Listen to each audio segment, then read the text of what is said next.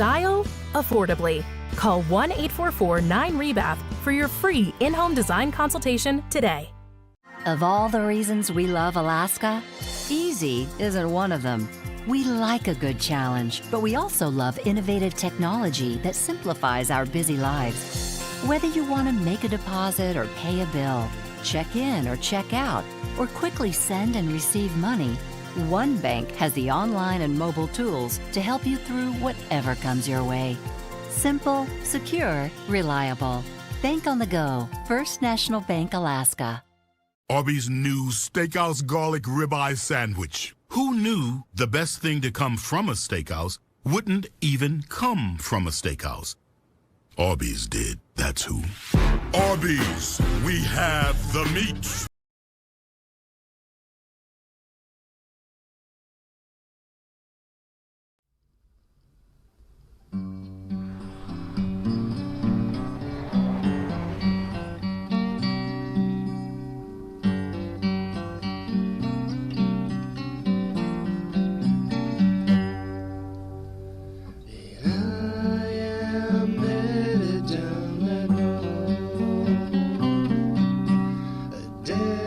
Destiny lies before me,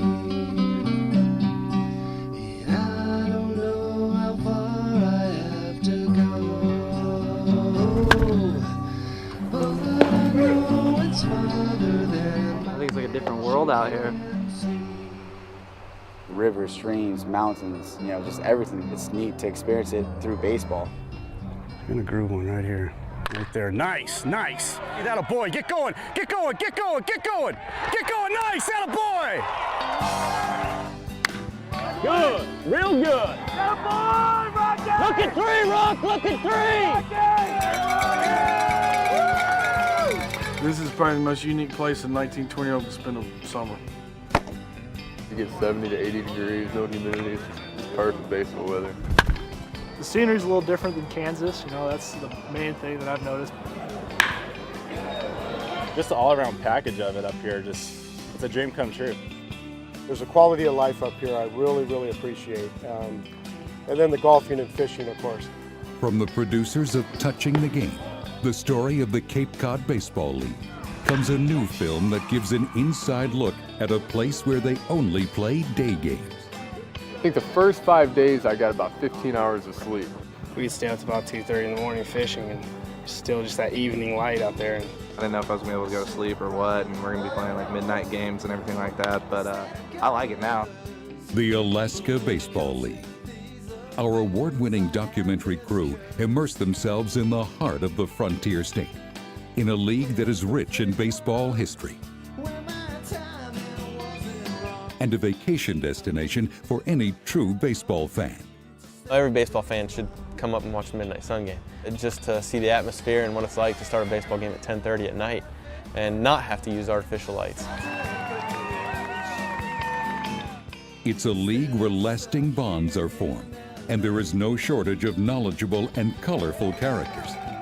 People here are great. They love their baseball, and they love this league. They come out and they put their heart and soul in it. They really have a good time out here. And everybody has a story to tell.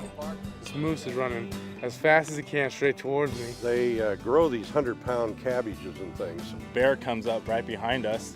I'm like, what the heck's going on? And I thought, oh, holy cow, this guy is gonna crash. He veered off and missed the scoreboard by, I don't know how he missed the scoreboard, but he missed the scoreboard.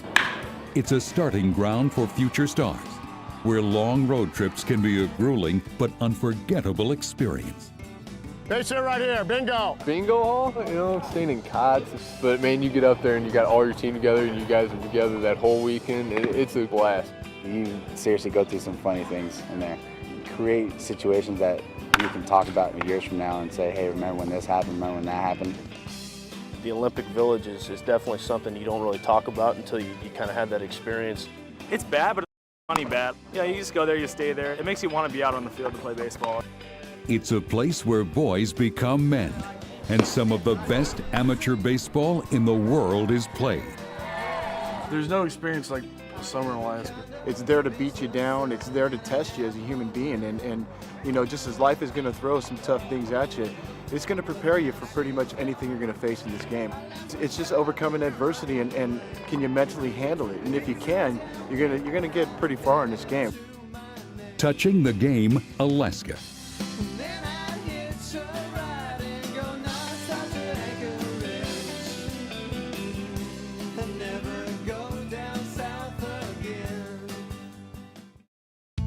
The path to success in a changing economy has its share of ups and downs. That's why 49th State Brewing Company partners Jason and David came to First National Bank Alaska, where experience matters, local knowledge counts, and understanding Alaska's many frontiers makes all the difference. From Denali Park to downtown Anchorage, we can help you succeed. First National Bank Alaska. We believe in Alaska. Today at BP, we're keeping oil and gas flowing where and when it's needed. So we're going to be driving and increasing investment in the transition to lower carbon energy. Right now, we're driving 46,000 steel beams into the ground for a new solar project that will drive lower carbon energy and support local jobs. Our team has recently expanded our production of renewable diesel, which is expanding its use across the West Coast. Our engineers just connected 12 new wells to an existing platform, connecting the country to more oil and gas at a critical time. We're running more wells on electricity, so we can run our operations with lower emissions. Just some of the ways we're turning our plans into action. And BP's wider transformation is underway. While today we're mostly in oil and gas, we've increased global investment into our lower carbon and other transition businesses from around 3% in 2019 to around 30% last year.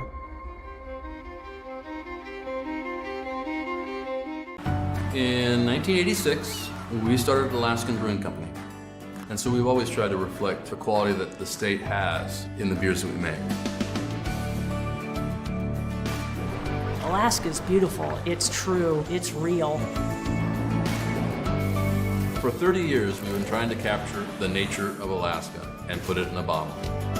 Today, 30 years later, we're still making beer in the last frontier.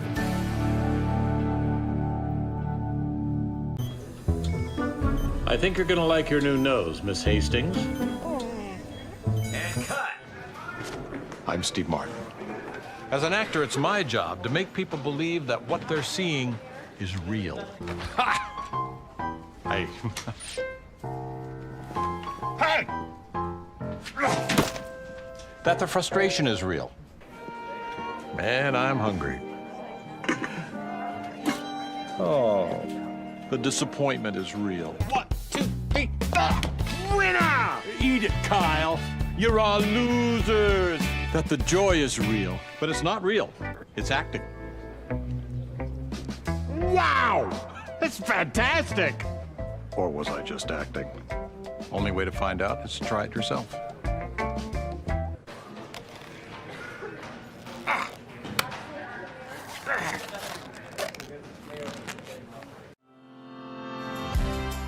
We are a family business serving Alaskans for over 60 years.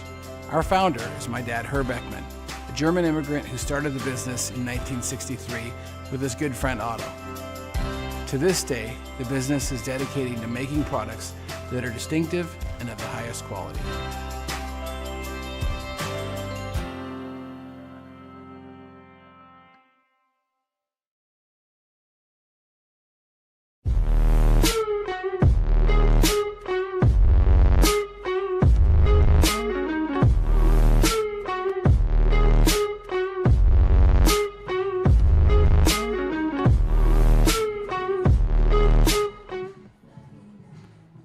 And we are live from Mulcahy Stadium, the home stadium of your Anchorage Bucs. One win last night to get on the board for Anchorage, and the home team tonight taking on from Kenai, the Peninsula Oilers. The Oilers making a 3-hour road trip. They won 10-8 against the Glacier Pilots in this very stadium. Now they come right back here. And for your Bucs, after a 10-6 win on the road against the Chugiak Chinooks, can they build off of the momentum? That was a really big point of conversation in the pregame show with Coach Ken Hocuff. How do you build momentum in the Alaska Baseball League? And moreover, how have the relievers for this team come in and helped build what this team has already become through 3 games? All of that and more. The Full Sail Coaches Show, that is coming up next here on the Anchorage Bucs Baseball Network. Man, valet took forever. There's no valet here. Who took my coat?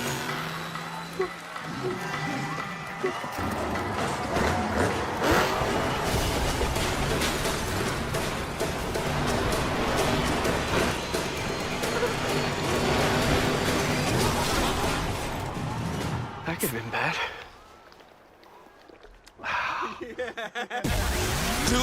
Two. Welcome to today's side quest. The store run against the clock.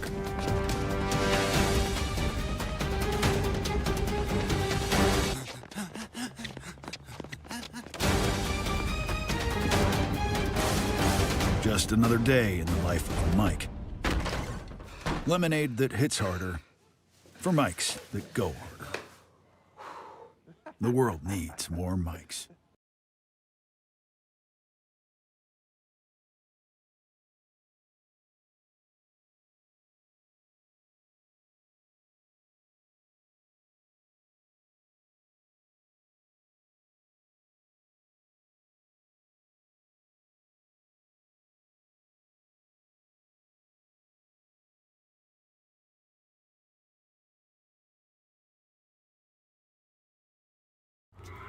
Drake Toll here with Coach Ken Hocuff on the Full Sail pregame show. Coach, you won last night. Give me the monologue. The first one, always the hardest. It's kind of the best because then they get to feel it. I was worried we were going to have to learn how to win. Last night, bats came alive a little bit. They were running the bases really well. And pitching kept us ahead in the ball game. A couple things pitching-wise that I'd like to see. All the trouble we really got into was self-inflicted. And they need to learn how to pitch with a lead so that they can stay out there longer. We're on a pretty tight pitch count of 65 pitches. And when you do that to yourself, you don't get to stay in and work out of it. 15 hits last night for your guys. How do you sustain momentum in the Alaskan Baseball League? You just keep doing it every day. Yesterday doesn't matter anymore. I have a 10-minute rule. As soon as they leave the clubhouse, 10 minutes after they leave the clubhouse, everything that just happened is over except for what you learned. That's where the momentum and that's where the consistency comes from, is taking what you learned and keeping that and letting the bad stuff go. Coach, you said the first couple nights you wanted some more energy from your dugout, get a little more lively. Did you see that last night? Yeah, when you score runs real quick, it makes it easy, and Turgeon, got on the board for us with a home run. That always brings life to the dugout. And that was one of the big conversations we had, is when we brought energy, even though the 2 games we lost, we scored. Yeah. So if we keep the energy up all the time, and you probably noticed it last night, we got up big, energy went away a little bit, and we stopped scoring. Coach, 2 words: relief, pitching, go. One of the hardest things and one of the easiest things. Pitching's pitching. But when you got to come not your own runners on, there's that mental aspect of I don't want to give up the other guys, but at the same time, they're his, not mine. Yeah. So it seems like yours has been pretty good, though. Yeah. And we're finding out who is more a reliever and who are more of starters. And again, you got to learn that because you don't know who can bounce back after throwing 35 pitches. Is he able to give me 15 the next night, or does he need a day off? So, like I said, this whole a learning experience for everybody. Coach, what are your thoughts on sunglasses on a cloudy day? I'm a firm believer in them because my eyes have gone, and I finally read an article that blue eyes are susceptible to going if you don't wear sunglasses. But it's also technology. These sunglasses are so much better.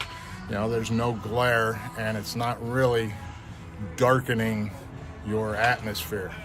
See the Apple Smart Goggles? Any thoughts on those? I have not. Again, you know, you can tell by the color of my beard, I'm old school and technology beats me. All the kids are doing it now. Coach, best of luck. Go win 2 in a row tonight. That's the plan. Better thing is to come out and compete. This has been the Full Sail pregame show. That was Coach Ken Hokoff. We'll be right back with first pitch, the Anchorage Bucs and the Peninsula Oilers on the Anchorage Bucs Baseball Network. When Arby's added bacon to the Wagyu Steakhouse burger, it was like, not bad. Then Arby's grabbed that peppercorn ranch and has never felt more alive. Arby's, we have the meat.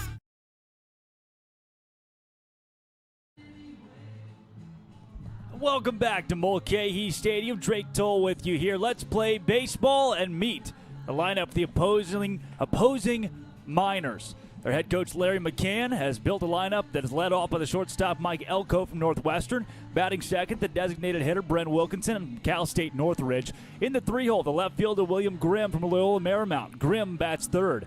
Cleanup spot, catcher Ben Griffin from Cal State Northridge. Batting fifth, Kadeem Dial from Loyola Marymount, who plays center field. Dial bats fifth. In the 6-hole, Michael Rada, the third baseman from California Baptist. Batting seventh, the third baseman, Ty Thomas from San Bernardino and Kehu High School. In the 8-hole, Josiah Chavez from Cal Baptist, the right fielder. Chavez bats eighth. And batting ninth at second base, Brett Groupie from the University of Central Missouri.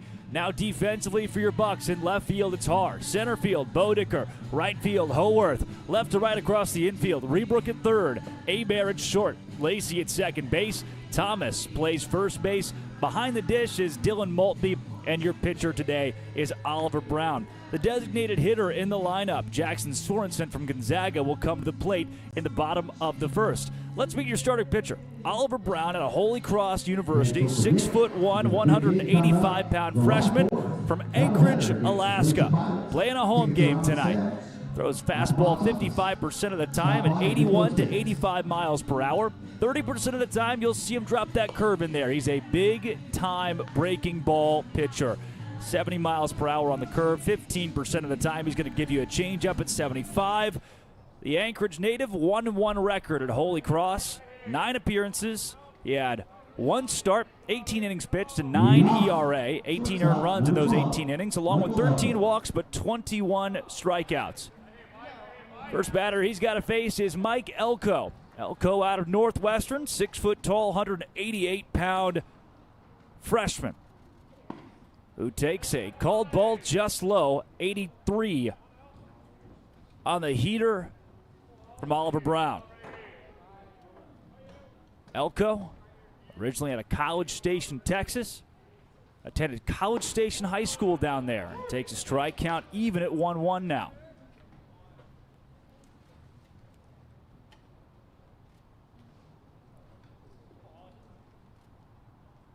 Brown, the righty, working from the stretch all the way here. Dials home another strike, 85 on the outside half of the plate. 1 ball, 2 strikes. Brown is ahead, looking for strikeout number 1. Had 21 of those in his 18 innings this spring. And he's got one here, right down the heart of the plate. Elko didn't even swing. He is victim number 1 of the Oliver Brown experience. Jeez. Cutting him down quick.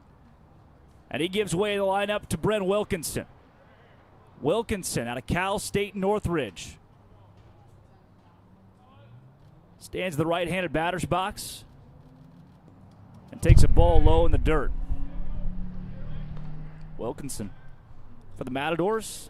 Stands at 5'10", 180 pounds.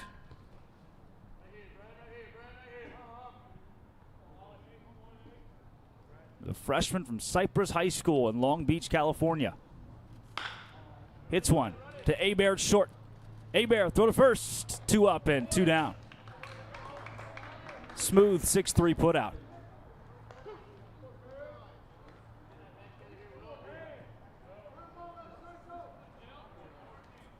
Now William Grimm steps in. 3-hole hitter, left fielder out of Loyola Marymount. Grimm, the lefty, 5'11", 185 pounds.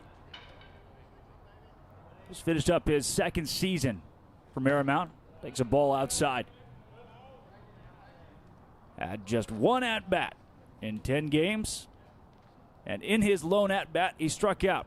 Played in Walla Walla last summer. 84 at-bats in his 2022 Summer League season. Pops one up left field. Haar's there. Haar makes the catch. 3 up, 3 down. Oliver Brown retires them all. That's the first 3 up, 3 down start to a game this year for the Anchorage Bucs. And your Bucks come to the dish with Lacey, Haar, and Thomas when we come back on the Anchorage Bucs Baseball Network.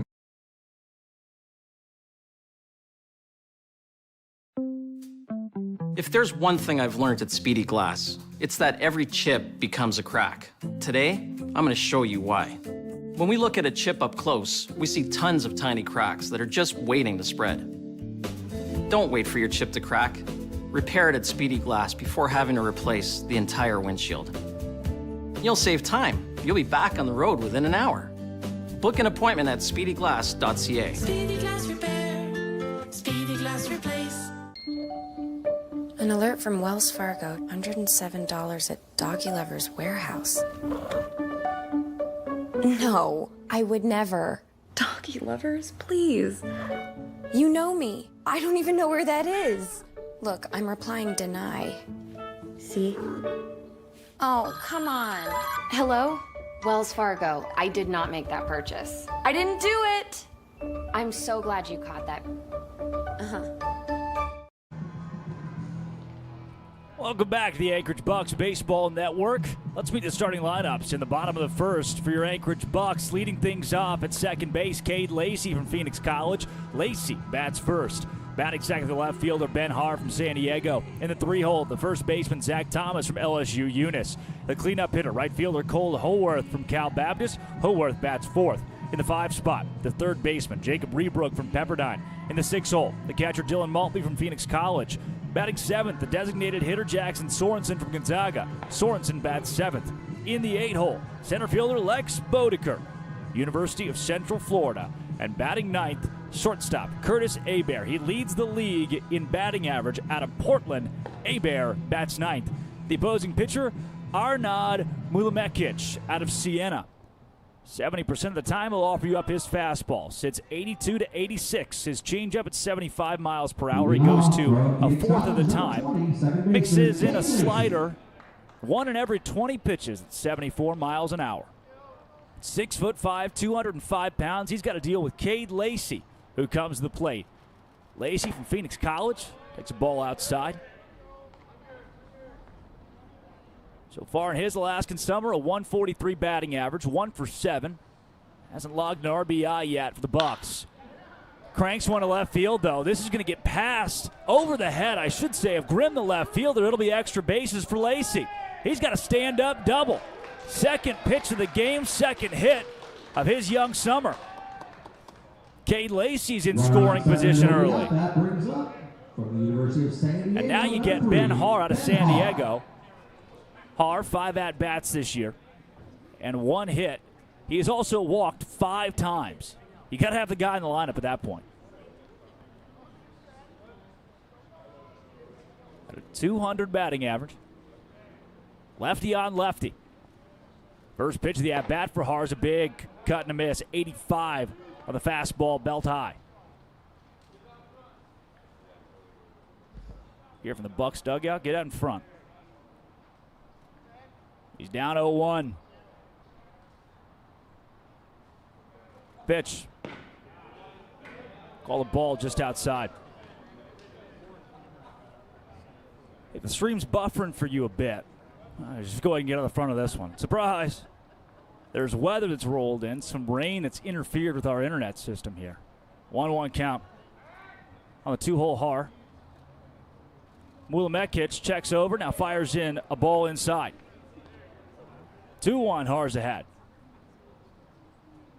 At San Diego, the 6'1", 190-pound Har had 13 at-bats and 2 hits.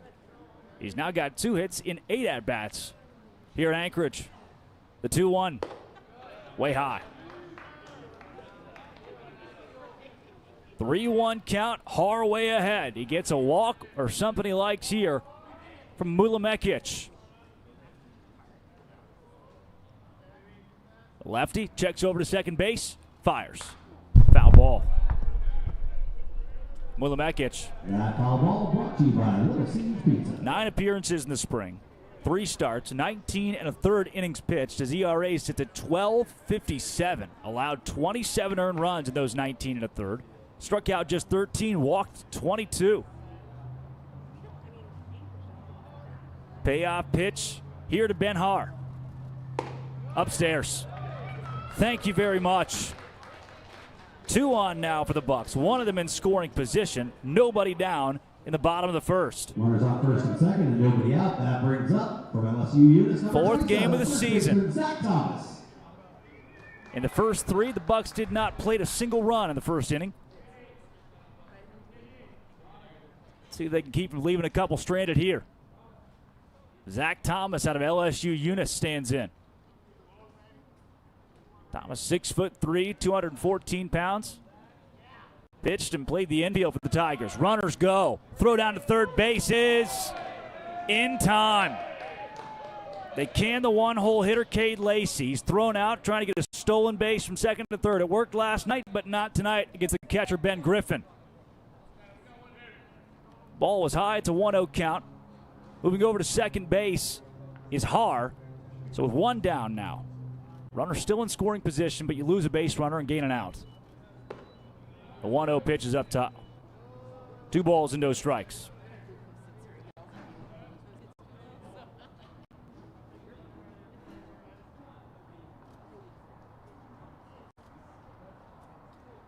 Thomas at a .367 average this spring. 53 starts in the 53 games that LSU Unis played. That was one out of the ballpark. Off the left rear tire of white Nissan Maxima, Arkansas plates. Somebody drove a long way to get that up here. In 166 at-bats, he had 61 hits. Scored 48 runs in his 53 games. 1-1, another foul ball. He's behind 1-2. Had 9 doubles, 2 triples, 4 home runs, and 61 RBI. Slashed .367, .507, and .518. .507 OBP will play. The 1-2 way outside. Count it. Make it 3-2 now. That was the 2-2 pitch. Scoreboard here at Mulcahy just a bit behind. 3 balls, 2 strikes. Another payoff pitch from Mulamekic. It's another foul ball. Another foul ball. So far up here for Zach Thomas.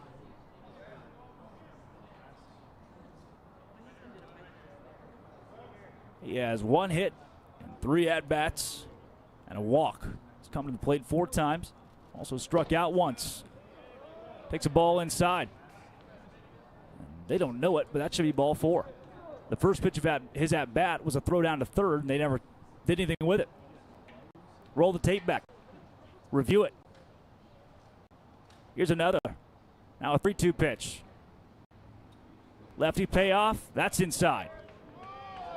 Thomas didn't know it. He wanted to hit. Now the motion him down to first base. 2 on again. And had they not tested the arm of Griffin, you'd have Lacey at third, Har at second, Thomas at first. Now does Cole Howarth, the right fielder from Cal Baptist.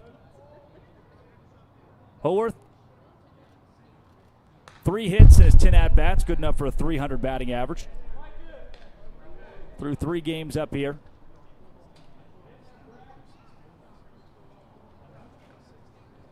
Howarth has 2 RBI as well.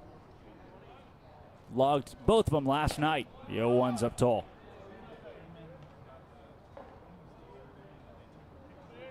1 ball, 1 strike, 1 down, and 2 on for the Bucs here.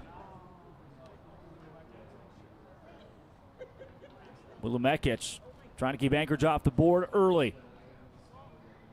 Deals the 1-1. That's not close. Wilumekic has now thrown 19 pitches, 8 strikes, 11 balls early. Hillworth, 6'6" sophomore. Cal Baptist, 230 pounds. Chino Hills, California. Fouls it through the 9-hole of the catcher Griffin. Counts even at 2-2. 2023, 46 appearances, 35 starts. Had 40 hits, 21 runs. 13 extra base hits, 5 of those were home runs, and 19 RBI. Big swing and a miss. He's got a strikeout here. The Bucs had runners at first and second with nobody out. Now they got runners at first and second with 2 down. They might squander this and leave 2. It is now up to Jacob Rebrook to make something happen. The lefty playing at third base today from Pepperdine. 2 for 11 on his year with 1 RBI. He also got his lone RBI last night. 6'2" sophomore, 195 pounds, out of the Woodlands, Texas. And John Cooper High School takes a ball. Oh, kind of right down the heart of the plate at 84 miles an hour on the fastball. Wilumekic will turn around and tie his shoe. I'm not sure if that's a subliminal message or what.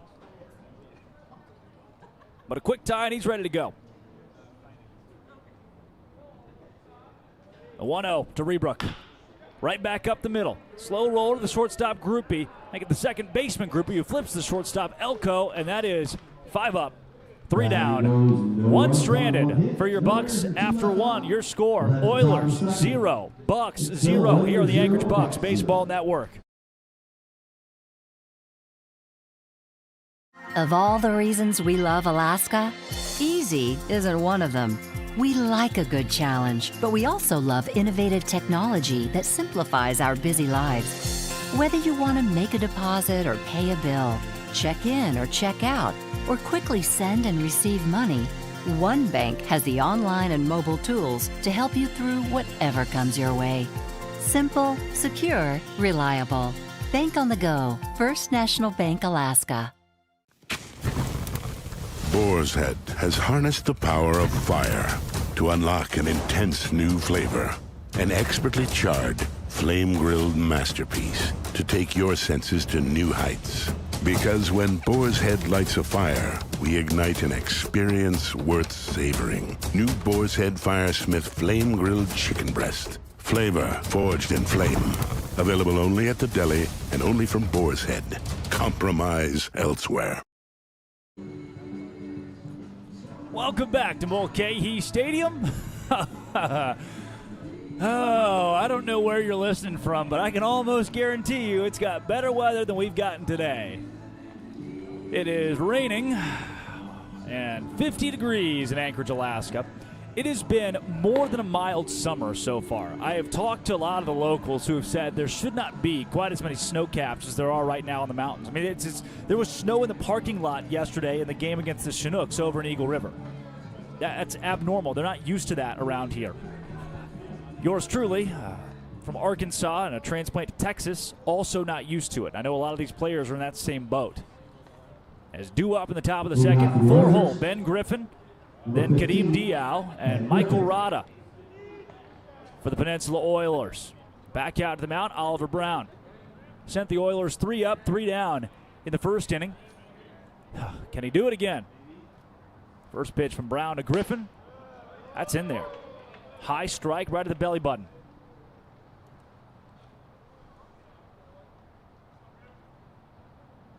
This year for Griffin, he's 3 for 4, 750 batting average.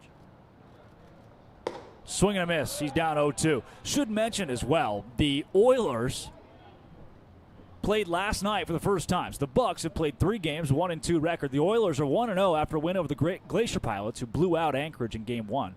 They won last night 10-8. They bring in a 1-0 record. The 0-2 just misses. 10 runs in your opening game with a wood bat is not bad.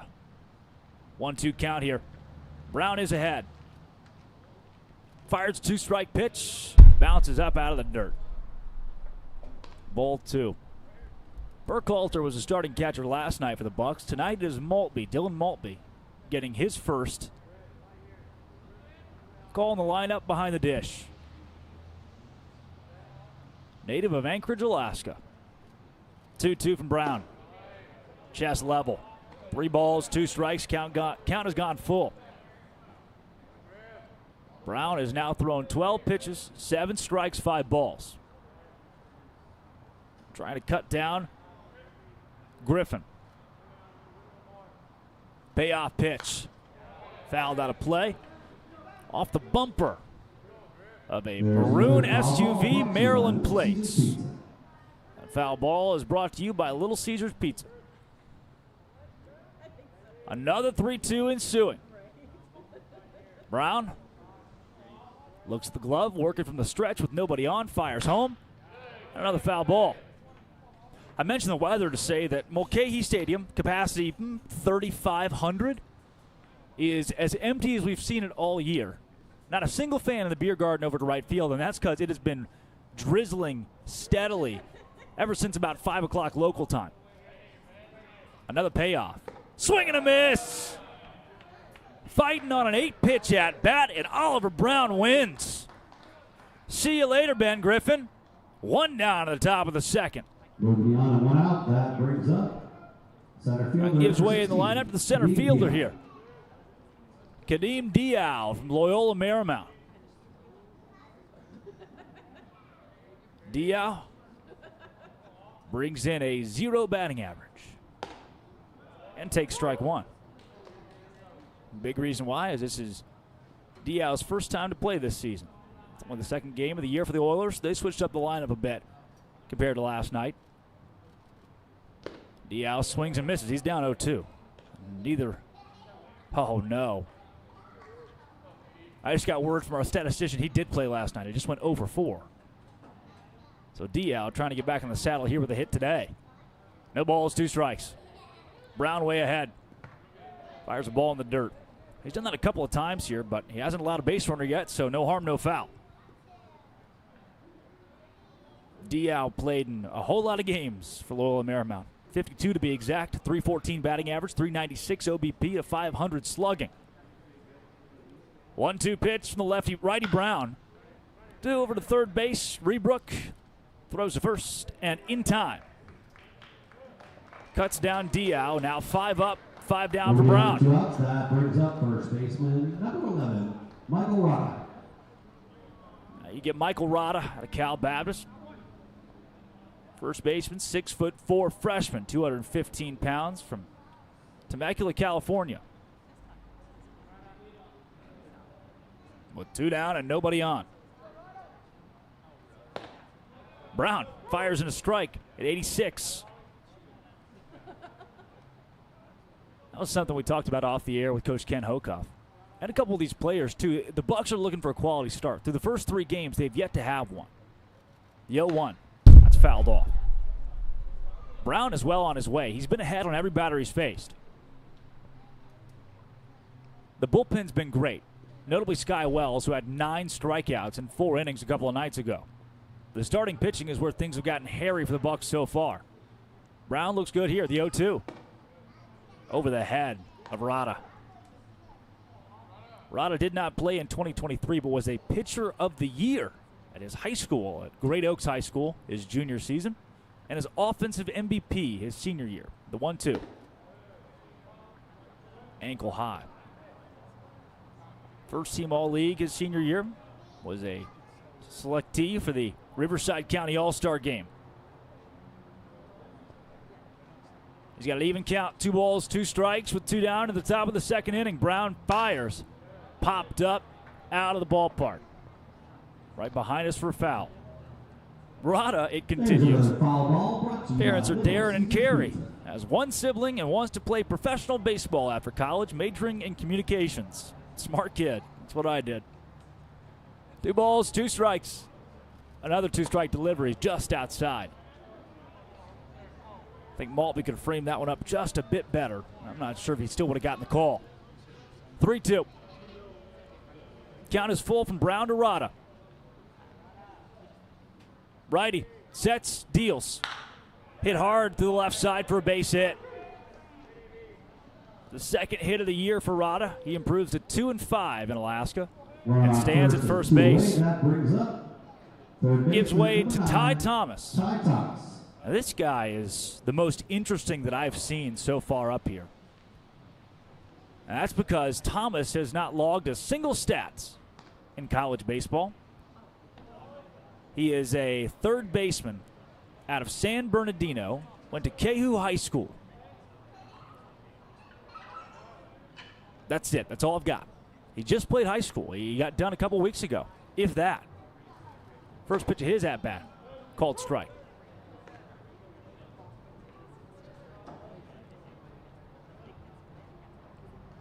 Thomas. His sister plays volleyball at the University of California, San Bernardino. That's in the notes. The 0-1. That's in there. No balls, 2 strikes. Brown working ahead again on the rookie, Ty Thomas. 2-strike pitch from Brown. Doesn't even check off first. Fires home, gets a cut and a miss. Hey, thanks for playing, Ty Thomas. We will see you later. Bottom of the second we go. Bucks 0, Oilers 0. It is 6, 7, and 8 due up here on the Anchorage Bucs Baseball Network.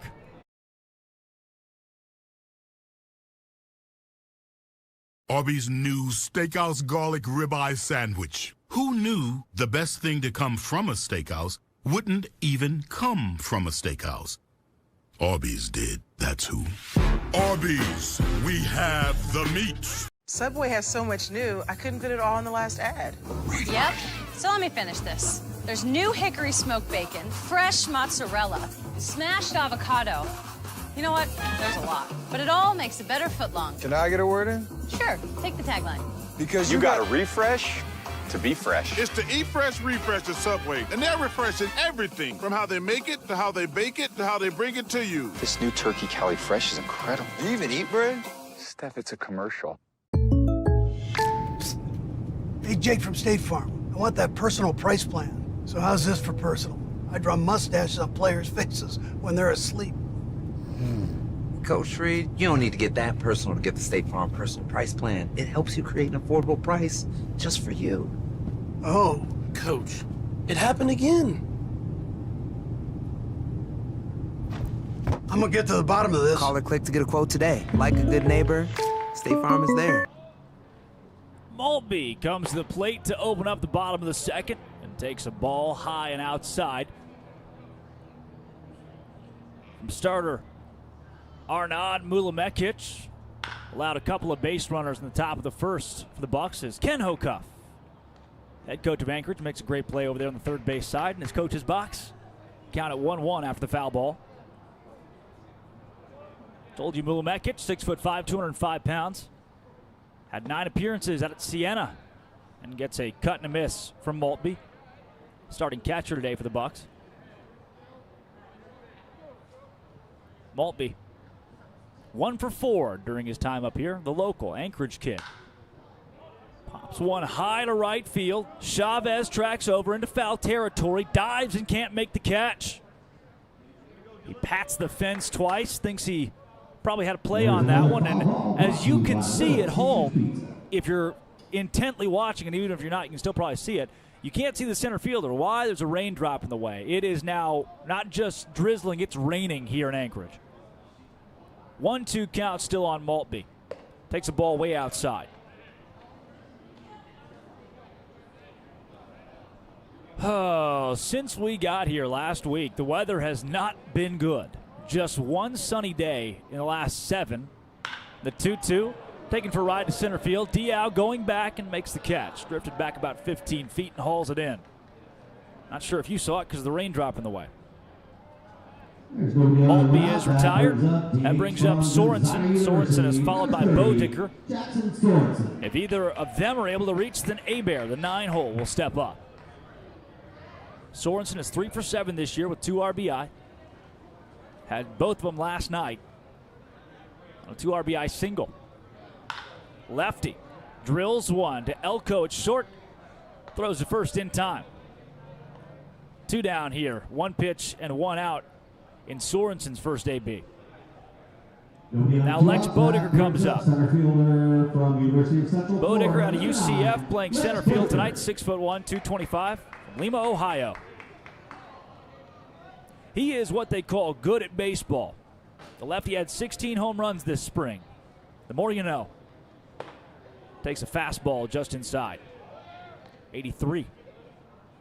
His freshman year, that was his sophomore year, 16 home runs. His freshman year at a 330 average. Takes a ball outside. 426 OBP, 414 slugging, 28 RBI, 2 home runs, 62 hits. Now takes a ball in there. 2 balls, 1 strike. So he's had 2 years just peppering opposing pitchers. Had a couple of multi-home run games this past season at UCF as well. Takes a fastball, 84 for a strike in the outer half. Counts even at 2-2 with 2 down and nobody on in the bottom of the second. Wilemekic shakes off the first, now fires. It's Bodecker going the other way. It's going to drop. This will be extra bases. Grimm misplayed it in left field. Bodecker's got a stand-up double. That's the second extra base hit of the day in 2 base hits for the Anchorage Bucs. Bodecker reaches safely, and now it is every pitcher's worst nightmare. The Portland product. Today's shortstop. It is Curtis Hebert. He is batting .636 in Alaska. They might as well walk him. He's the 9-hole hitter, and they might as well walk him. Batting .636. Even better, Hebert's OBP at a .692. He's walked a couple of times. Stolen a couple of bases. Takes the ball up high. I'd be scared of him, too. I'd pitch around Hebert as much as possible. He's got 7 hits in 11 at-bats. 1 double. 6 singles. And in 13 plate appearances has reached base safely 9 times. The 1-0 to the 9-hole Hebert. Broken bat to the shortstop Elko. Elko throw to first. In time. Did the first baseman come off? No, they'll say Rada was there. That Strands 1 in scoring position in the bottom of the second. That's the second time the Bucs have done that in as many innings. They go to the top of the third of the Anchorage Bucs Baseball Network.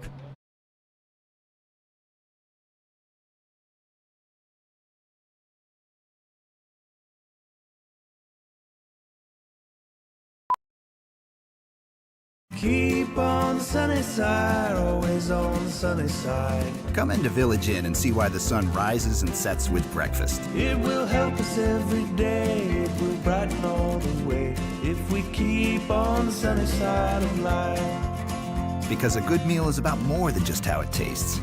It's about how it makes you feel. Keep on the sunny side, always on the sunny side. Keep on the sunny side of life. Village Inn. Qdoba's new Chicken Diablo nachos are made with hand-diced pico de gallo, which means they're as fresh as... They're also loaded with juicy adobo chicken, flame-grilled in-house, so they're as flavorful as... And they're topped off with fiery queso Diablo, so they're as spicy as... New Chicken Diablo nachos. Try them today, only at Qdoba. United by flavor.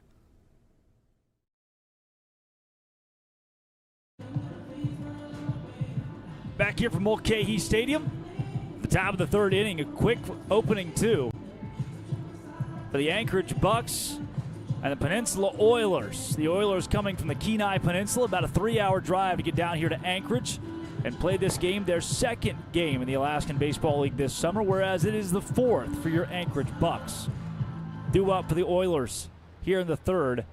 8, 9, and 1. Chavez, Grupe, and Elko. Chavez the plate. Josiah from Cal Baptist, 6 foot 390-pound player for the Lancers. Appeared in 46 games, had 24 starts this spring, and takes a strike from Brown.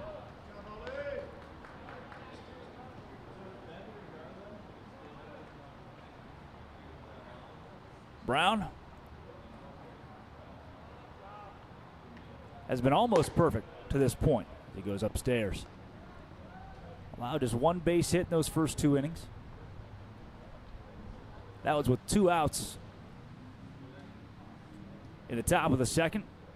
Terada. But a strikeout ended that threat. There's a ball hit foul by about 6 inches to the left side. Barely missing third base.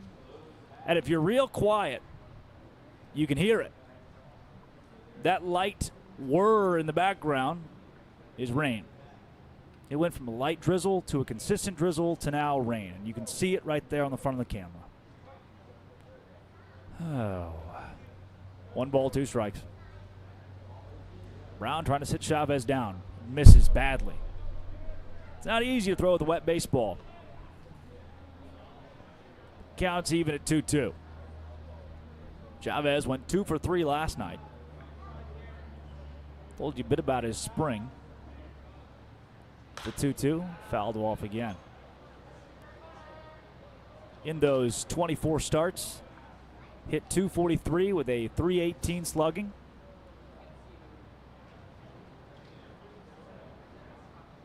Got a 2-2 count here. Another 2-strike pitch, just missed. At 26 hits, 13 runs, 5 doubles, and a home run.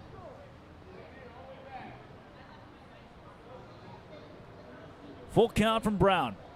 Third consecutive batter to have a full count. The pitch, threw it up high.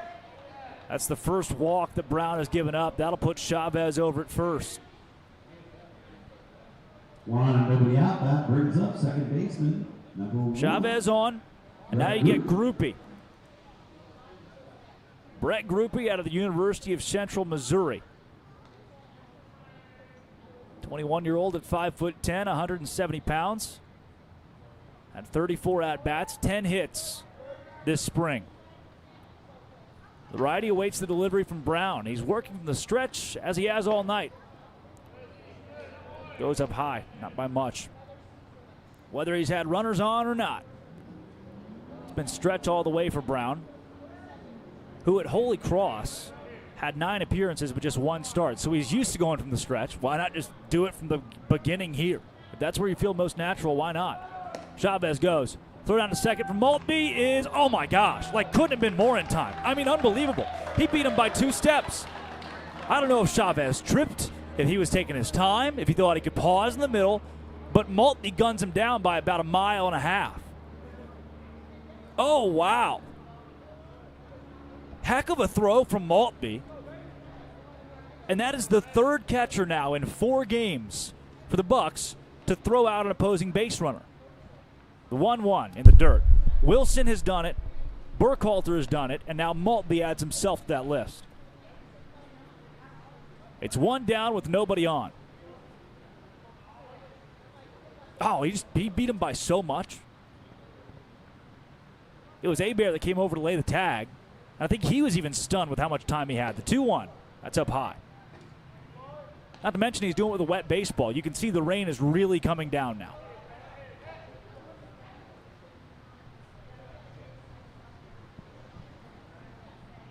Three balls, 1 strike.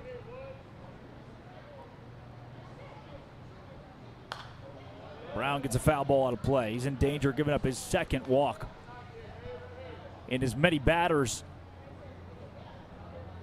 in the top of the 3rd. Brown now at 41 pitches, make it 42. 25 strikes, 17 balls. Coach Ken Hocuff said he's going to cut his guys off pretty much the first few games of the year at around 65 pitches. 3-2. Back up the middle. Hebert. Throw to first. See ya. Retires Groupie and flips the lineup with 2 down and nobody on. Tim Elko comes up. 2 outs. That brings up shortstop number 12. Michael Elko at shortstop today out of Northwestern. 6 foot tall, 188 pounds. First-year guy from College Station, Texas.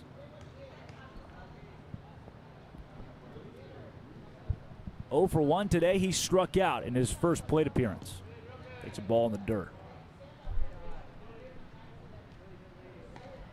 He's ahead 1-0.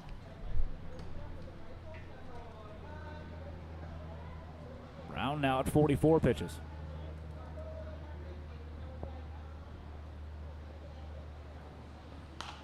1-0 is fouled out of play. 1 ball, 1 strike. Count's gone even. Elko started in 9 games for Northwestern. Had 23 games played in total. Out of 42 at-bats, logged 8 hits. 1 extra base hit. It was a double. He pops up. Center field. Bodicker is there. 3 up and 3 out in the top of the 3rd. After Maltby gunned down Chavez at second. Oilers 0, Bucs 0. We come back for the bottom of the 3rd. It is Lacey, Haar, and Thomas, 1, 2, and 3, due up for the home team on the Anchorage Bucs Baseball Network.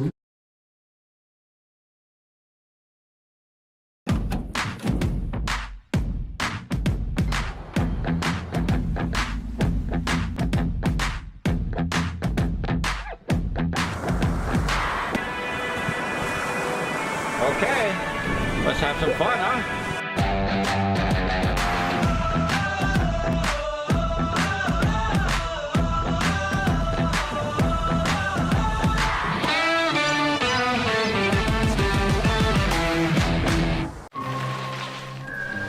Check it out. Imagine how much Mountain Dew is in there.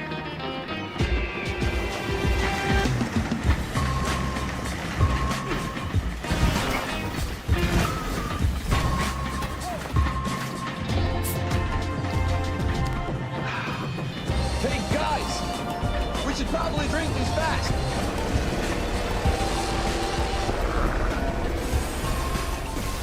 To the 2. Welcome back to Mulcahy Stadium, where the rain is steadily coming down as Tyler Childers plays through the speakers here. Drake Toll with you on the Anchorage Bucs Baseball Network. Bucs 0. Second baseman, number 20. And Peninsula Oilers 0. Lacey comes to the plate. Takes a ball outside. Lacey is 1 for 1 today. Led off the game with a double to left field. Ahead 1-0. Oh, hits one sharp but foul to the left side. Took that for a ride. Went about 350 feet on a line drive. He puts it 60 feet to the right, and he's got his first home run of the year, the second home run of the season for the Bucs. Count even at 1-1.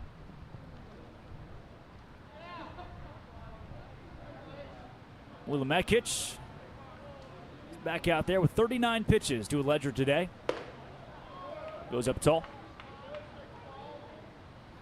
Lacey has a .250 batting average since getting up here to Anchorage. Out of Phoenix College. For the Bears, he had a .295 average. This guy is it up to Diao in center, who makes the catch easily.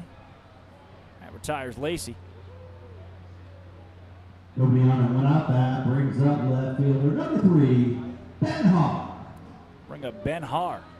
Lacey was the first out of the bottom of the 3rd. It seems like every inning the rain gets more prevalent. You can see it now. It's really coming down. First pitch to Haar is inside. Haar batting .200. He is 0 for 0 today. He was walked in his 1 plate appearance earlier in the first inning. And it's just pouring. The 1-0, swing and a miss.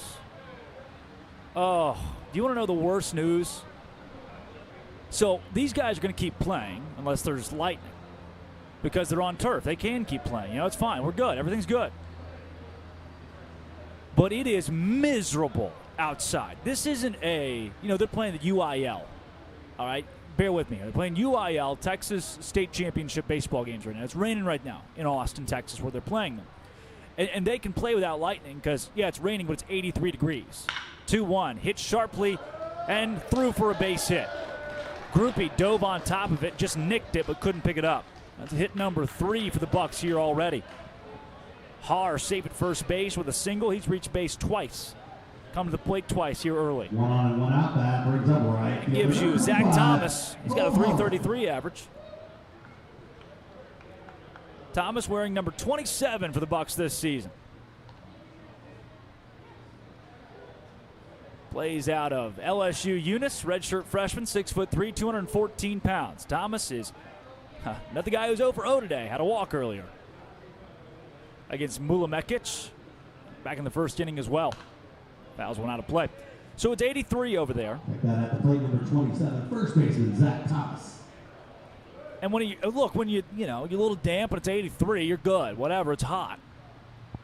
It is 49 degrees right now and pouring on these guys. The 0-1 in the dirt.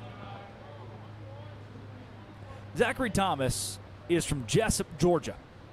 And if I could just guess here about Jessup, Georgia, probably close enough to the beach. You're within driving distance. Just a day thing to do, right? Go over to Tybee Island or go to Savannah. The 1-1 is in there for a strike.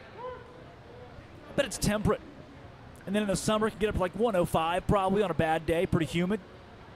And now Zach Thomas is soaking wet in the 49-degree weather, pouring rain in Anchorage, Alaska. That's why you play up here. The 1-2. Ho, upstairs. Catcher Griffin had to jump for it. Luckily, I'm in a very dry, semi-warm press box. It's cold in here, too. The 2-2. Off the handle of the bat. Popped up. Rada at first base in foul territory makes the catch. 2 down now. As Thomas is retired for the first time today, brings up Cole Haworth. Brings up right fielder, number 25, Cole Haworth. Haworth is 0 for 1 today with a strikeout against Mulamekic. That ended the first inning. Haworth from Cal Baptist has a couple of his Lancer teammates in the lineup for the Oilers. Hard contact, 3 feet foul to the left side. Down to the count, no balls and 1 strike. Sophomore at 6'6" from Chaffee High School, Chino Hills, California. Started 35 games in the spring. Hit .313, had a .401 OBP, and slugged .500. Throw over to first base is not even close to being in time to get hard.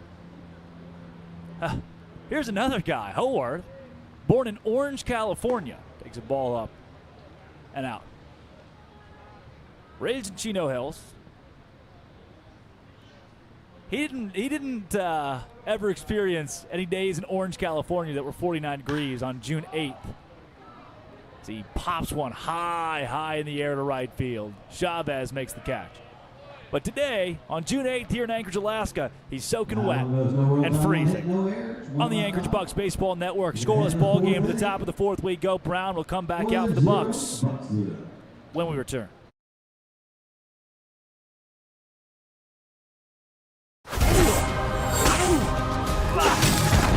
Stay away from my wife. Hi, I'm Ben Stiller. My job as an actor is making you believe what you're seeing is real. Louise, will you? The pain is real. That the cold is real. Don't say that about yourself. I know. But friendship is real. The real is real. But it's not real, it's just acting. Wow, that's like really good. Or was I just acting? Only way to know is to try it for yourself. This is really, really ridiculously good tasting.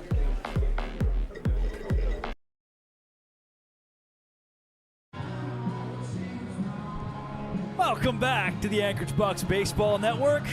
Sunday morning, man, she woke up fighting mad. When it rains, it pours. A very fitting song for dreary Mulcahy Stadium today. Drake Toll with you.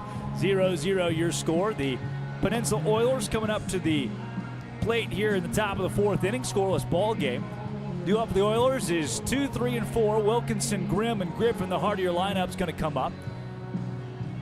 Back out to the bump for the home team is Brown. Boy, has he been good. Oliver Brown out of Holy Cross University. 3 innings, has allowed just 1 hit, 1 walk, has 3 strikeouts as well. Told you his fastball sits 81 to 85, so he really leans in the curve and the change.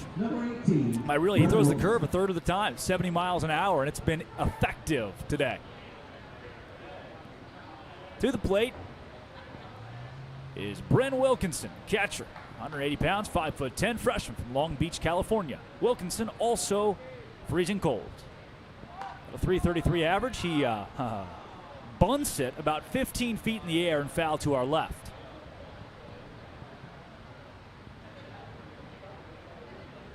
Make it Wilkinson, 429 average.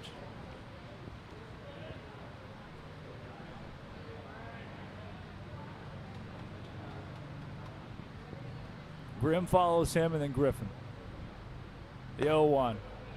Just a little high. Wilkinson 0 for 1 today. Grounded out the shortstop earlier, Bear. 3 for 6. Game last night, that 10-8 win. Glacier Pilots getting their first loss of the season right here at Mulcahy. There's a strike on a fastball. Wilkinson doesn't love the call. Glances back at the umpire briefly. Umpire says, look, kid, we're all freezing and soaking wet. I'm going to get us out of here as fast as possible. 1-2. Hit hard to center field. It'll drop just in front of Bodicker. Runner at first base and nobody out in the top of the fourth. Brent Wilkinson reaches via the single.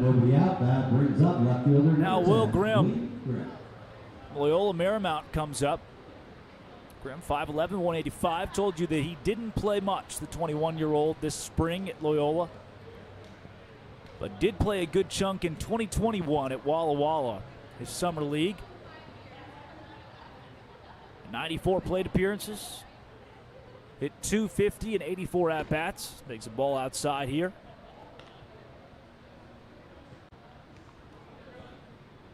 At 12 RBI, 1 home run. 21 hits in those 84 at-bats. Slash .250, 312, and 345. 1-0 from Brown. Misses by 2 inches outside. 2-0.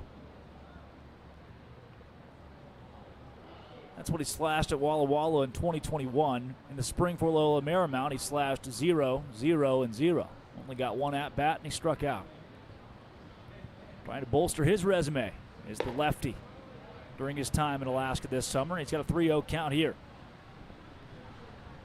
Will Grimm also is a relief pitcher throwing from the left side for Loyola Marymount in Los Angeles, California. 3-0 down the heart of the pipe. 3 balls, 1 strike.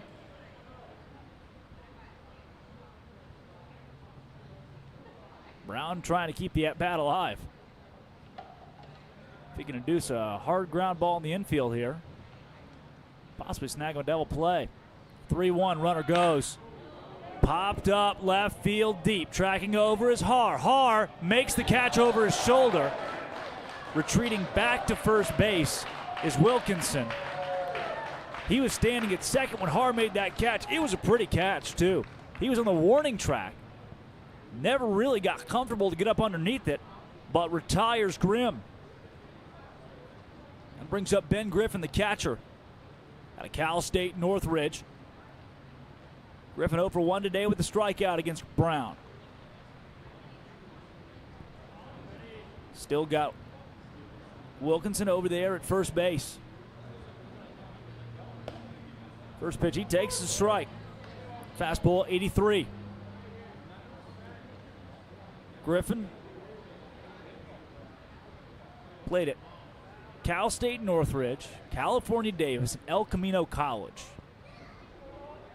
Been around during his college career. At Northridge in the spring this year. Hit .295. Takes the ball in the dirt, gets away from Maltby, but he collects it quickly. .295, a .333 OBP, and a .368 slugging. No home runs, but 6 extra base hits out of his 28. Not a lot of power in the bat for Ben Griffin. Runner goes. Griffin pops up. Center field. Diao makes the catch. Make it Bodicker who made the catch. Fires back in. 2 down now as Griffin goes back to the dugout, and Khalid Diao comes up. Diao from Loyola Marymount. 2 outs. That brings up center fielder 0 for number 1 16, today. Khalid Diao. Popped up earlier.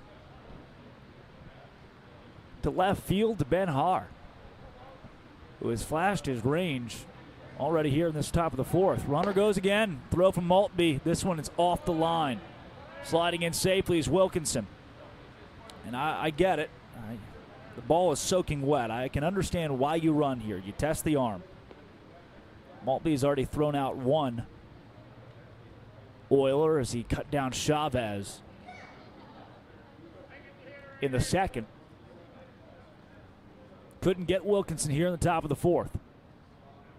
0-0 ball game between the Peninsula Oilers and your Anchorage Bucs. Rain has subsided a bit here, but it's still blocking your right field view. I know. The 1-0. Yeah, strike at the knees. Diao doesn't love the call. 1-1 count. Khalid out of Loyola Marymount.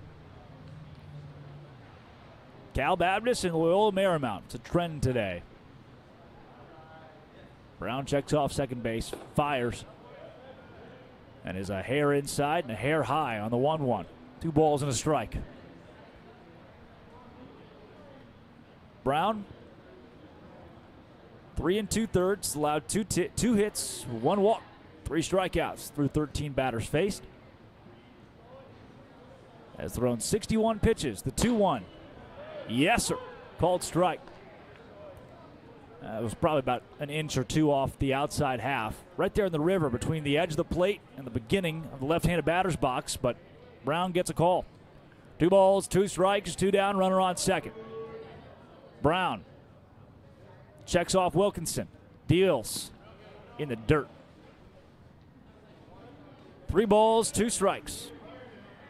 Count's gone full.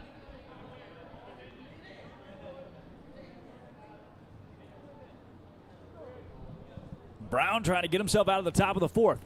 Likely his last inning of the day. The longest start for an Anchorage Buck so far this year. Payoff pitch from Brown.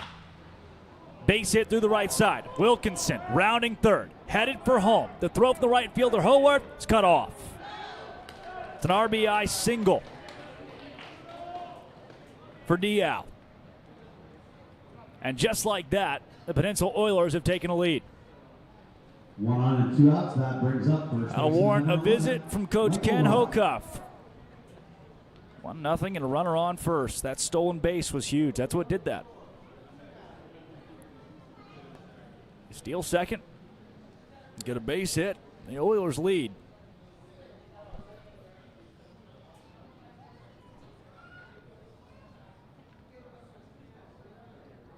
Coach Hocuff said in the coaches show pregame that each pitcher's going to go about 65 pitches, and that is the case here. Oliver Brown, his day will end at 3 2/3, 3 hits allowed, 1 earned run, 1 walk, 3 strikeouts through 14 batters faced. But he will also be responsible for Diao over at first base if he's to come home. New pitcher for your Anchorage Bucs will introduce you to who it is when we come back. This is the Anchorage Bucs Baseball Network. Oilers 1, Bucs 0 here in the top of the 4th.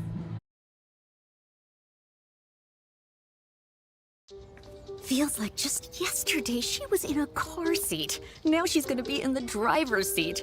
I guess there's a first time for everything. Today is all about the basics. Gotta have unbeatable focus. Kind of like the unbeatable mileage I get from Chevron with Techron. He knows it helps keep my engine clean, and she knows how to pay with the Chevron app. Everyone's learning today. All right, next stop, the parking lot. The empty parking lot. Unbeatable mileage for you and your car. This is Lulu and Lobo. Ah, it's back! The woo-woo monster! No! No! No! No! I can't take this! We need a new place! With as low as 3% down on a fixed-rate mortgage, your new home is within reach. All clear. I went home.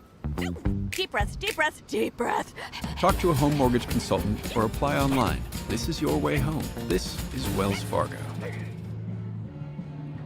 Welcome back, Anchorage Bucs Baseball Network. New pitcher of the game, Cade Weigert, freshman righty out of Dallas Baptist University, has come in for the Bucs.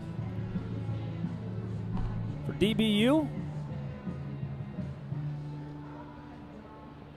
Weigert threw 29 pitches this spring. In total, got 1 2/3, allowed 4 earned runs, 2 hits in the 1 2/3 that he was given, 2 strikeouts, had 2 hit batters, and 2 walks. Comes in with a runner over at first base in Khalid Diao, and has to deal with Rada, the first baseman. 1 2 outs complete. Number 11, first baseman, Michael Rada out of California Baptist, a freshman, 6'4", Temecula, California. With the Oilers leading 1-0 after the RBI single from Diao. Weigert getting his first action up here in Alaska. Gets a big cut and a miss. Fastball at 92. Not bad.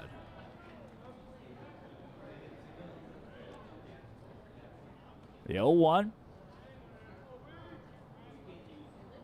Rada, 1 for 1 today. He singled earlier to bring his batting average up to 400 here in Alaska. Goes ball inside. Count even at 1-1.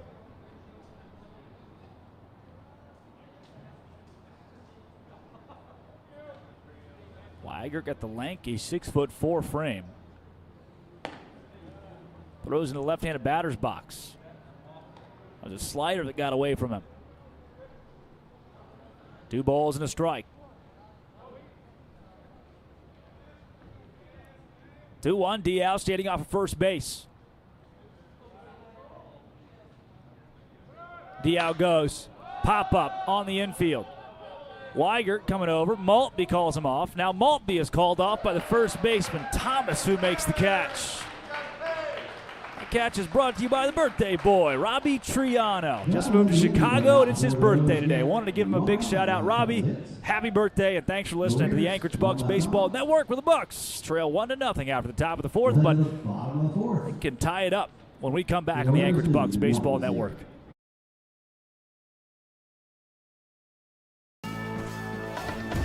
They call him the harder farmer, a real bad man with a soft side for hard lemonade. He's got a nose for lemons and for trouble. This time he's back with half tea, half lemonade, and 100% oh wow. Oh, wow. Get your hands on some today before the harder farmer gets his hands on you. When Subway opened, they changed the fast food game. But sometimes you gotta refresh to be fresh. Welcome to the Eat Fresh Refresh, where there's so much new, some say it can't fit in one ad. I say, we're talking a new All-American Club, deli-style oven-roasted turkey, and... Oh, that's the new steak and cheese. Oh, yeah, I knew that. That's the one with the new seasoning. And that was the new MVP Parmesan vinaigrette. Right, which makes the next level foot... Hold up, the Subway logo? Wait, I'm out of...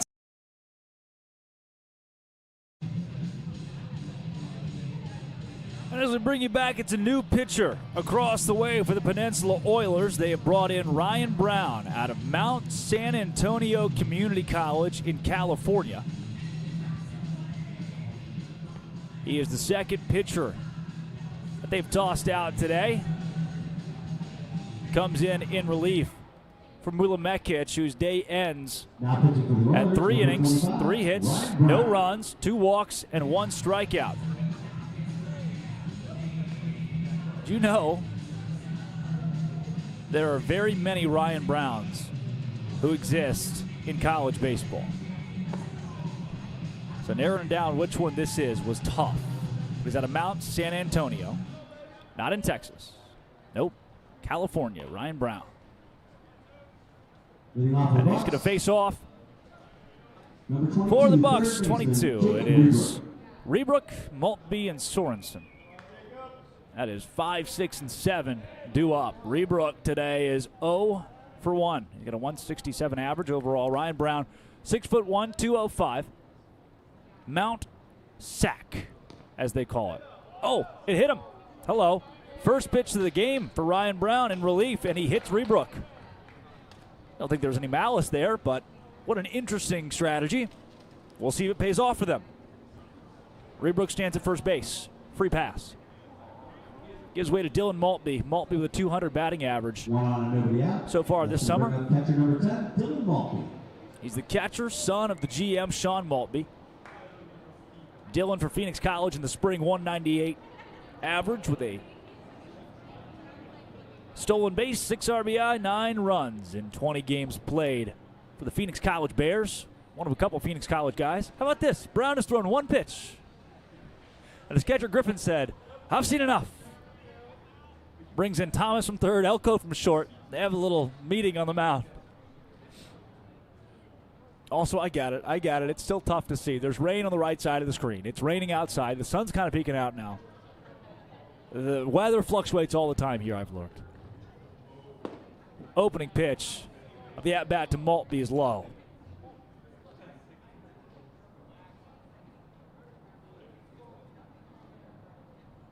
Brown out of Santa Fe, California, and Santa Fe Springs. Oh, Maltby gets a hold of this one. Deep left field. Will it go? It is caught at the warning track. Diao tracks it all the way back to the wall from center field. He ran a good 40 yards to get to it. The Marine Layer catches that one and keeps it in the ballpark only by about 3 feet. Had Maltby hit it 30 feet to the left, that one is gone. Maltby back to the dugout, flashes the power in the bat, but nothing to show for it. Sorensen comes up. Rebrook still at first base. Sorensen pops foul out of play to our left. There's another foul ball brought to you by Wilson. Maltby thought he had the second home run of the year for the Bucs after Turgeon went yard last night. Turgeon out of the lineup today for the first time this season as the Bucs continue to experiment. Jackson Sorensen up. Sorensen 0 for 1 today. Takes a ball, count even at 1-1. 20-year-old out of Idaho Falls, Idaho. The weather is a little bit more normal for him. Out of Gonzaga. Spent time in 3 different summer leagues now as he takes a ball low and inside. He's at Wheat City in 2021. Spent time in Yakima Valley in 2022. And here he is for your Bucs. Up in Alaska in 2023, 6'4", sophomore, 225 pounds. Did not have an at-bat this spring for the Zags. Takes a ball low, and that is going to advance. Rebrook to second base. He slides in safely. A runner in scoring position, a 3-1 count for Jackson Sorensen. Sorensen 3 for 7, a 4.28 average up here in Alaska. That's not right. That's like what? Do the math. 375, right? 375 average up here in Alaska. The 3-1. Hit hard but foul. Count's gone full. 3 balls and 2 strikes.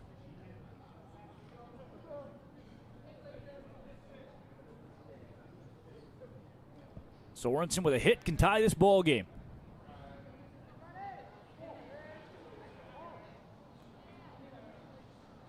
Righty, Brown throws in the dirt. Sorensen takes first base. Runners at first and second now for the Bucs. And Lex Bodeker at the plate. I wish more than anything that I had some kind of walk-up music that only played on the broadcast for Lex Bodeker, who had 16 monstrous home runs at UCF. The more we talk about it, the less likely it is it's going to happen up here in Alaska. I get that. Back pick to second base in plenty of time. Oh. Rebrook decided to get 20 feet off the bag at second. The back pick from Griffin was in plenty of time to get him out. Rebrook has sat down. That's the second out.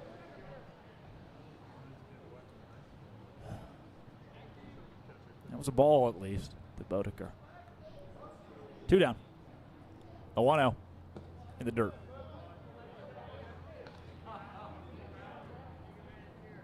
Boddicker today is 1 for 1. Had a double to left field in his first at-bat. With a double here, could tie the game. Do it again. The 2-0. Low and inside. 3 balls and no strikes. Boddicker way ahead. Green light. Give him the green light. Why not? Summer League baseball. The pitch.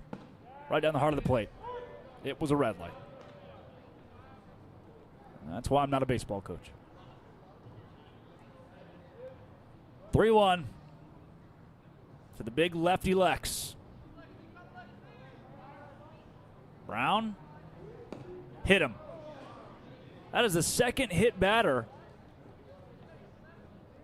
for Brown since he came in to start this bottom of the 4th inning. He hit Rebrook, who was eventually thrown out on a back pick at second base. Now he hits Lex Boddicker. And he walked Sorensen. So with runners at first and second, nightmare material. Curtis Hebert comes to play.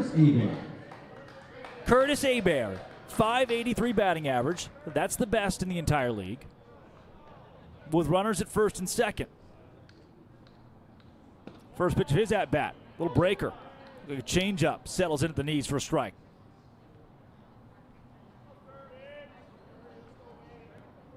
Boddicker off of first.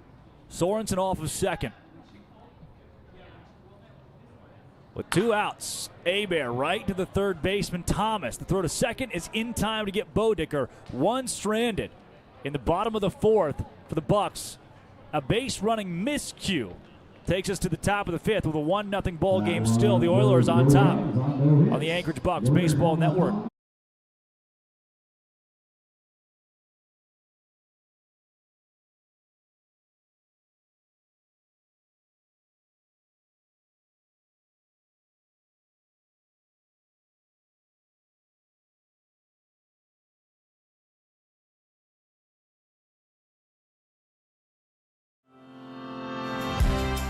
We are a family business serving Alaskans for over 60 years.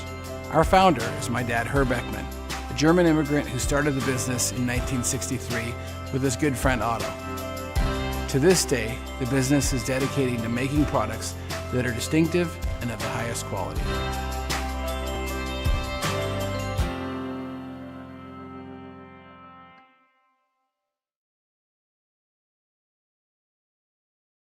When Arby's added bacon to the Wagyu Steakhouse burger, it was like, not bad.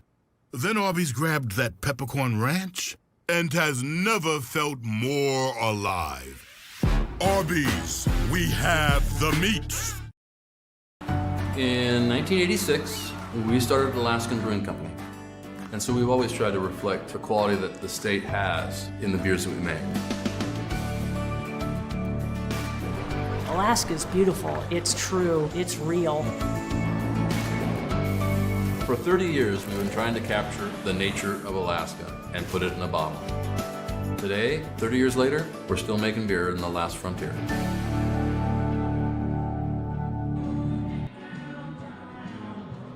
The Boot Scootin' Boogie. Back at the top of the 5th, Bucs 0. Peninsula Oilers 1. Back out to pitch. Cade Weigert, the righty, freshman out of California Baptist, Southwest Christian High School in Eden Prairie, Minnesota. Weigert gets a big swing and a miss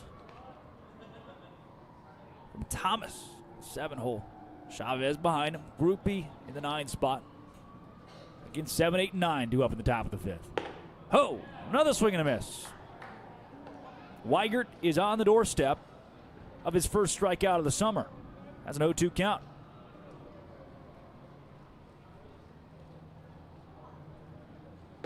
Just inside. Buzzes the high heat by Thomas. Ty Thomas is the high schooler of the bunch. Just graduated here recently from San Bernardino. In Kehu High School. The 1-2. Woo! See you later. That's his second strikeout of the day. Hello, Weigert. First strikeout of his summer in Anchorage. 1 down. 8-hole hitter, Josiah Chavez, sophomore. Cal Baptist plays for the Lancers. He's got a 1-0.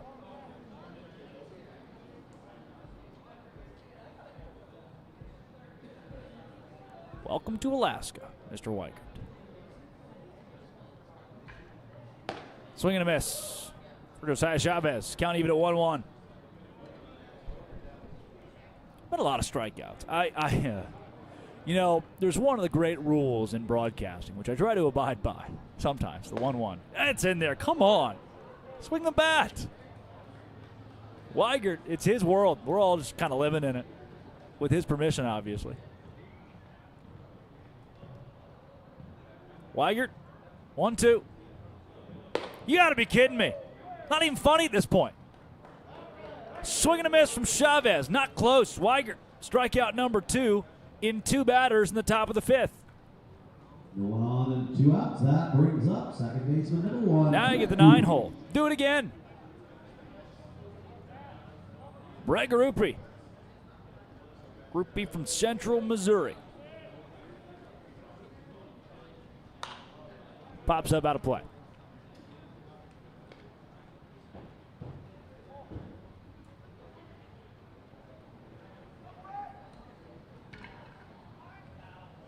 No balls and 1 strike. Groupie today 0 for 1. Flew out to Haran left earlier. The 0-1 almost hits him. 1 ball, 1 strike with 2 down. Nobody on. Weigert coming in relief of Brown. Has been G with an O, O with the D. 1-1. Oh. Bounces off the turf. Out of the glove of Maltby. No harm, no foul. 2 balls and a strike. In his young season, Group B has a 0 batting average.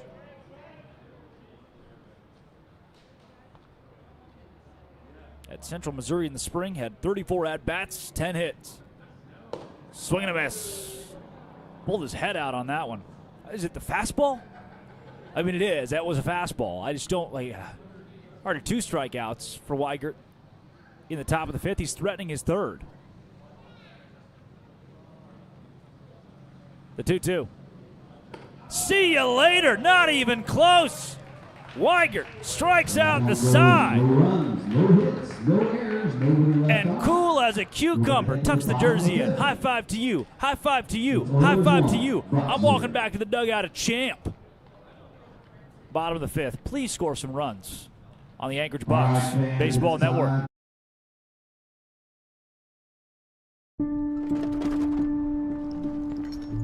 I'm currently the discipline engineering team leader at BP Wind.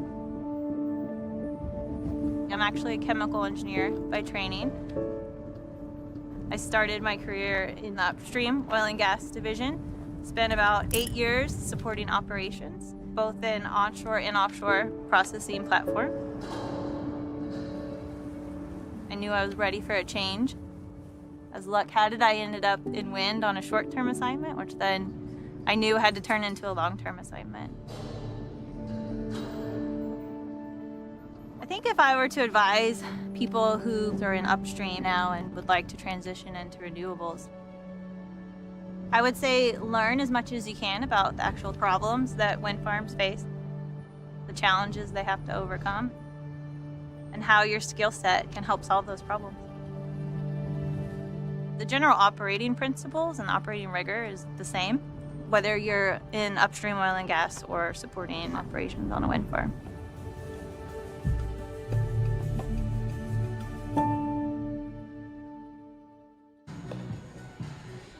Welcome back here into the Anchorage Bucs broadcast booth. 1-0 deficit is nothing that a little Anchorage Brewing Company can't help. Thank you to Anchorage Brewing Company for sponsoring our broadcast tonight as we send you back down to the field for the bottom of the fifth. The Bucs trying to put a run on the board here. Leading off the fifth for the Bucs. Leading off. Second baseman number Your 20, Bucs Kate playing at Lacey. second base today is Kate Lacey. Lacey comes to the plate. The one-hole hitter is 1 for 2 today. Takes a strike. His first at-bat of the game. He had a double to left center field. Got all the way to the wall. The 0-1 outside. A good fastball from Ryan Brown, who has come in. Came in the bottom of the fourth. Only threw 7 pitches in the bottom of the fourth to induce 3 outs. There's a ball here, 2-1 count now. Relieved Mula Mekic, who went 3 innings for the Oilers. 2-1. Called strike. Lacey is 2 for 9 this year. 2-2 from Brown. Swing and a miss. Nasty breaking stuff. Little 12-6 curveball. 1 down. And the 2-hole. Due up for the Bucs. Ben Haar. Left fielder, number 3, Ben Haar. Haar is 1 for 1. Has a single and a walk today. The Bucs, no runs on 3 hits and no errors to this point. The Oilers, 1 run on 3 hits and no errors. This is all coming as a fairly big surprise for the Peninsula Oilers, who scored 10 runs in this same ballpark last night in a 10-8 win against the Glacier Pilots. Ha! Take that.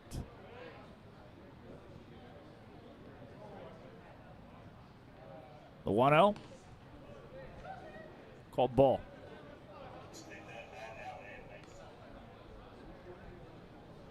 Two balls and no strikes here.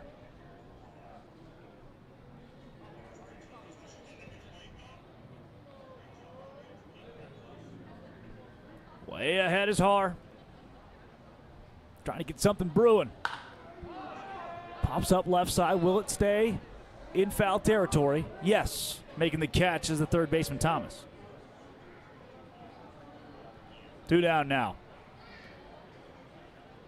Speaking of Thomas, 3-hole hitter Zach Thomas is due up for your Bucs. Nobody on and 2 outs. Zach out of LSU Eunice. Number 27, Zach Thomas. 6'3", 214-pound freshman. Redshirt freshman out of Wayne County High School in Jessup, Georgia. Thomas is 0 for 1 today, has walked. 250 at batting average on the year. It's a changeup for a strike. That changeup's got pretty good movement to it.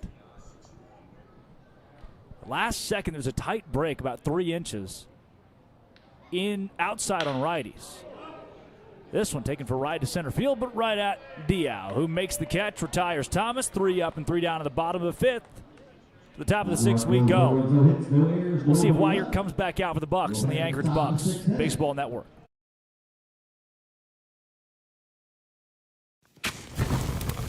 Boar's Head has harnessed the power of fire to unlock an intense new flavor.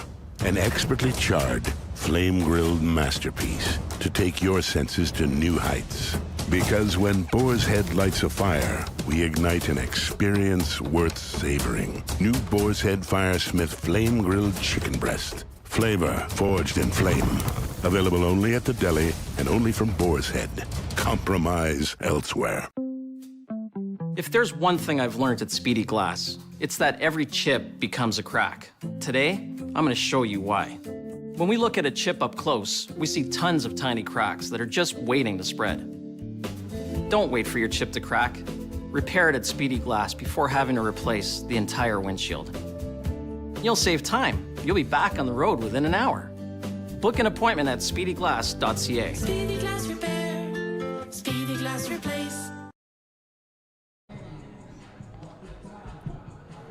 Anchorage Bucs Baseball Network. If you're lost, that's where you are right now.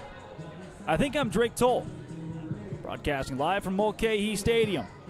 1-0, the visiting team, the Oilers, leading your Bucs.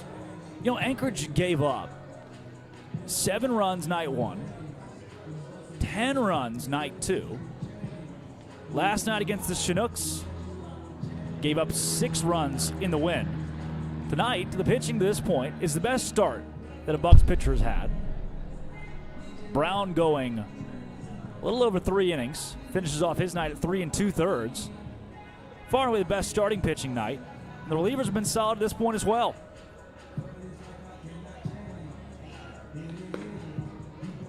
I'll throw down to second base, and the Oilers come to the plate. You hear the crowd getting into this one a little bit louder. It is Elko, Wilkinson, and Grimm due up. 1, 2, and 3. To the plate, shortstop number 12, Michael Elko. Elko, the lefty, 0 for 2 today with the strikeout. Takes a ball outside from the righty Weigert. Starts ahead 1-0. Fastball, spitting at 92.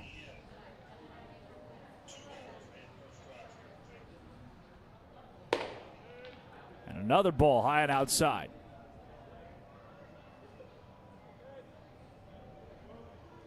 Shout out all those listening from Texas tonight. China Spring, Texas in their state championship at the UIL 4A in baseball. Playing down there at Dish Falk in Austin as there's a strike called. Those guys, big fans of the Anchorage Bucs this summer, listen along to us. Let us know in the live fan feedback brought to you by Subway where you're listening from tonight. Swing and a miss from Elko. 2 balls and 2 strikes. Weigert struck out the side in the 5th. Why not try to do it again in the 6th? Likes the call that Maltby gave him. Fires home the 2-2. Hey! Bye! 4 consecutive strikeouts for Weigert. Elko to the dugout. Oh my goodness. Relief pitching. Sarhat had 4 strikeouts in 3 innings. We talked about Ray, who had 9 in 4 innings a couple of nights ago, and now it's Weigert who's doing it too. Weigert with 4 of them through an inning and 2/3. Wilkinson now up.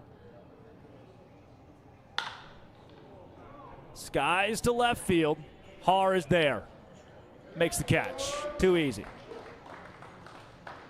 2 down now. The top of the 6th. Breaks the string of strikeouts, but 2 up and 2 down for Weigert.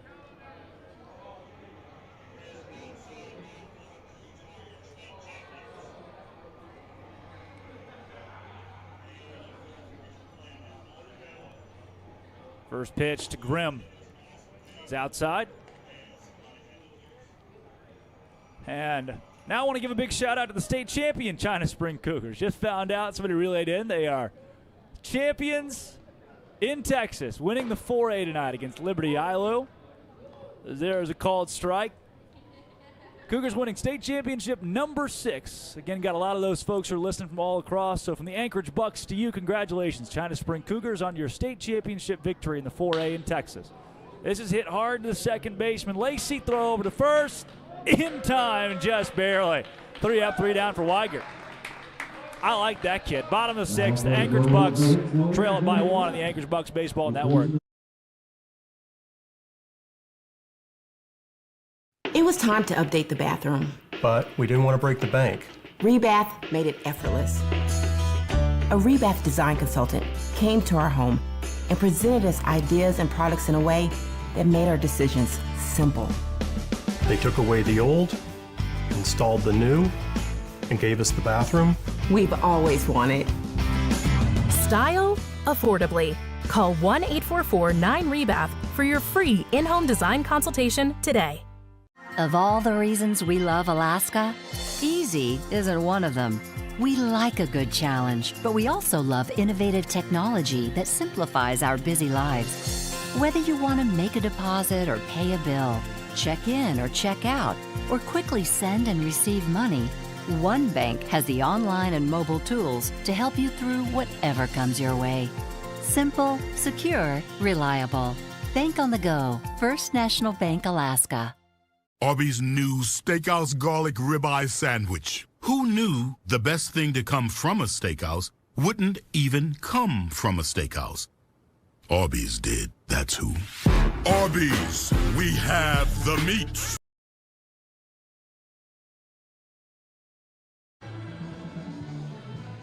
Back at the Anchorage Bucs Baseball Network. What can the Bucs do for me here against a new pitcher who has come in for the Peninsula Oilers? That is number 22, Connor Throneberry. Throneberry, a sophomore out of Penn State. That's a big school. The alma mater of our social media director, Annika Morris's dad. Throneberry, junior at 6'6". Well, Penn State's website lists him as a junior. We're going to go with that. 6'6", big righty. Played in Kokomo in the Northwoods last summer. He was 0 for 1 for Penn State this spring with a 10.91 ERA. 15 2/3 innings pitched, allowed 25 hits, 19 earned runs. The Bucs trying to put a run across. They have just 3 hits through their 5 innings here.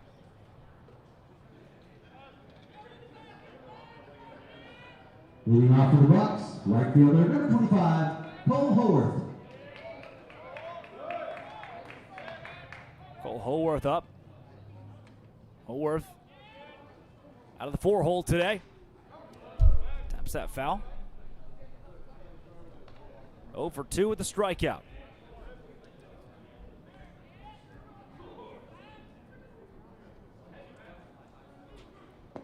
And he gets a little half swing and a miss. He's now down to the count 0-2.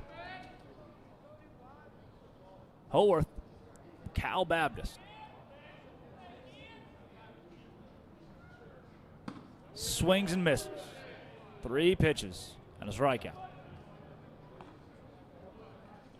So the new pitcher, Connor Throneberry, 1 up and 1 down with the K. Throneberry had 13 strikeouts, 10 walks in those 15 2/3 this spring. So the walks weren't great for him, obviously, but it was really the hits. Now he gets the 5-hole. Jacob Rebrook. Rebrook, 0 for 1, has been hit by a pitch. Out of Pepperdine. Takes ball 2. He's ahead 2-0. Rebrook's batting average sitting at 167 this season. Swing and a miss. Big swing and a miss. Took his head out on that one and missed it.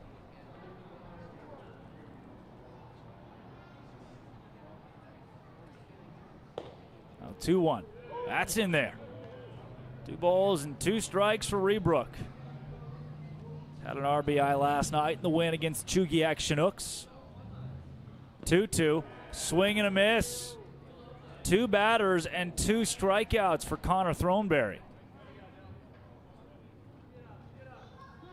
Throneberry looking like Weigert out there. And now gets Dylan Maltby, the catcher, who's 0 for 2. He's got a 167 average. Maltby, a Phoenix College Bear, hit 189 in 2023 for the Bears. Takes a strike outside corner. That was over the course of 20 games. He had 6 RBI, 9 runs, and a stolen base as well. Down to the count here, no balls and a strike. With 2 outs and nobody on. Ball's in the dirt. Kicks up and lands right next to my booth. Griffin couldn't corral it. 1-1. Fouled off, and now Maltby behind in the count. Came into the game 1 for 4. Now 1 for 6 on the year. He's followed up the lineup by Sorensen, Bodicker, and Hebert. Oh, loud foul ball into the beer garden in right field. Told you nobody's sitting out there today. This is the worst crowd that we've seen for a Bucs game so far, but it's a very good reason why. It's been pouring rain. Just subsided a second ago as that ball is off the plate by maybe an inch. 2 balls, 2 strikes with 2 down.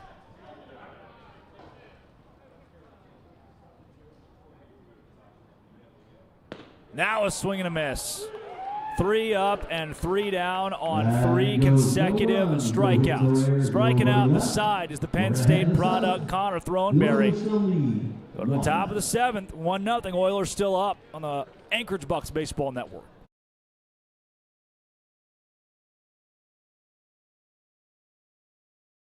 Of all the reasons we love Alaska, easy isn't one of them. We like a good challenge, but we also love innovative technology that simplifies our busy lives. Whether you want to make a deposit or pay a bill, check in or check out, or quickly send and receive money, one bank has the online and mobile tools to help you through whatever comes your way. Simple, secure, reliable. Bank on the go. First National Bank, Alaska. Boar's Head has harnessed the power of fire to unlock an intense new flavor. An expertly charred, flame-grilled masterpiece to take your senses to new heights. Because when Boar's Head lights a fire, we ignite an experience worth savoring. New Boar's Head Firesmith Flame-Grilled Chicken Breast. Flavor forged in flame. Available only at the deli and only from Boar's Head.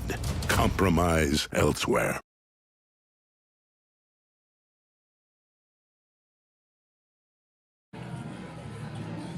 Back here in the Anchorage Bucs Baseball Network, to the top of the 7th inning we go.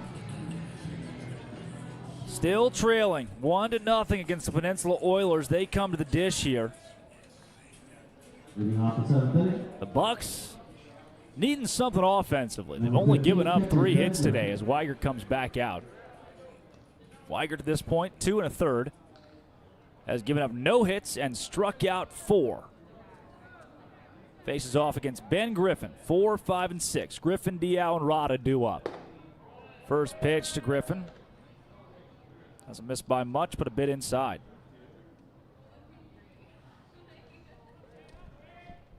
One ball and no strikes. Ball 2.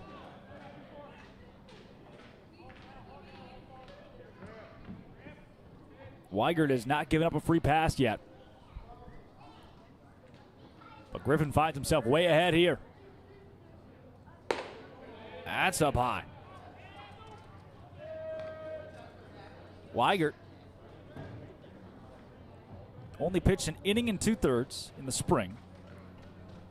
Gave up 2 walks in that span, along with 4 earned runs for Cal Baptist. 3-0, yes, sir. 93 on the fastball. Got some good zip to it for Weigert. 3 balls, 1 strike to the 4-hole. Yeah, that's right down the pipe again. Count is now full. 3-2 from Weigert to the catcher, Griffin. High by about 3 inches. Which is a lot. That was pretty distinctively high. With 1 over the out, that's going to bring up center fielder number 16. The first walk of the game for Weigert. Yeah.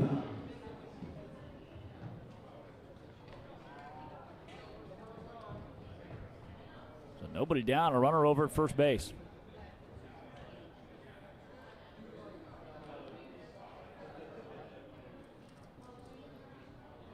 Weigert facing off against Khalid Diao now. Diao takes a ball inside. Weigert has thrown 30 pitches by my count.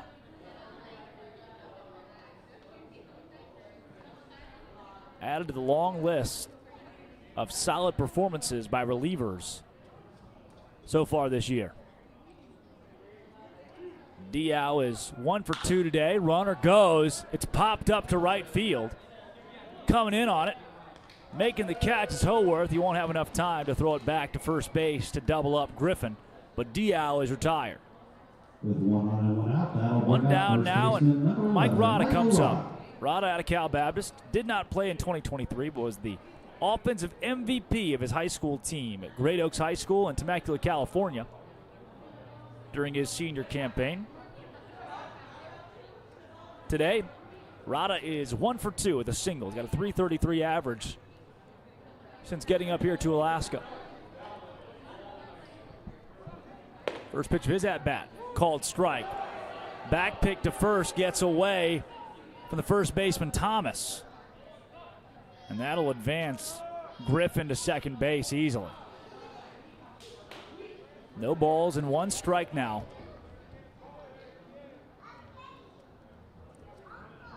On Michael Rada. He's followed up by Thomas and Chavez. Thomas 0 for 2 with 2 strikeouts, the high school kid. Chavez behind him 0 for 1 with a walk. The 0-1 pitch from Weigert to Rada. Riding checks off second. Deals. Swing and a miss. 0-2 here.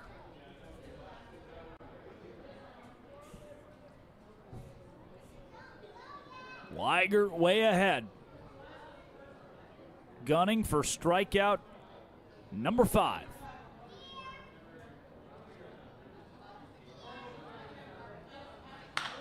Rada's got a base hit to left field. Griffin headed for home. Oh, it's booted by Haar. Griffin's going to score easily, and it'll end up being a double, a 2-bagger. Michael Rada. RBI double.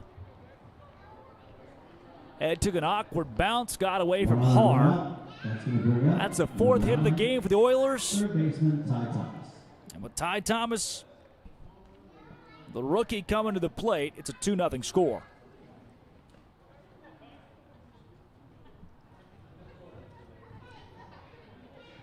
Again, Thomas 2 strikeouts today out of San Bernardino. Check swing, he absolutely went 100%. Yeah, he did. They say the same thing. I think anybody could have seen that. One of 5 athletes of the year at his high school, KU High School. Sister plays volleyball at California State of San Bernardino. Infielder and right-handed pitcher in high school. First team All Citrus Belt League. That's it. Those are the entire notes on Ty Thomas, who takes a strike. Weigert, after giving up that RBI single, has given up his first run of the year. His ERA now at .337 as he's given up 1 run through 2 2/3. All of that today, this being his first appearance for the Bucs. He's got an 0-2 on Ty Thomas. Righty deals. Popped up left side. It's going to stay in foul territory at the fence, and losing it at the fence is Rebrook.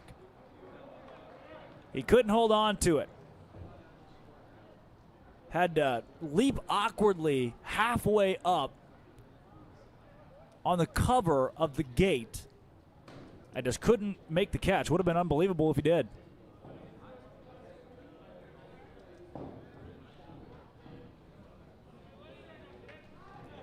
No balls, 2 strikes still to Thomas.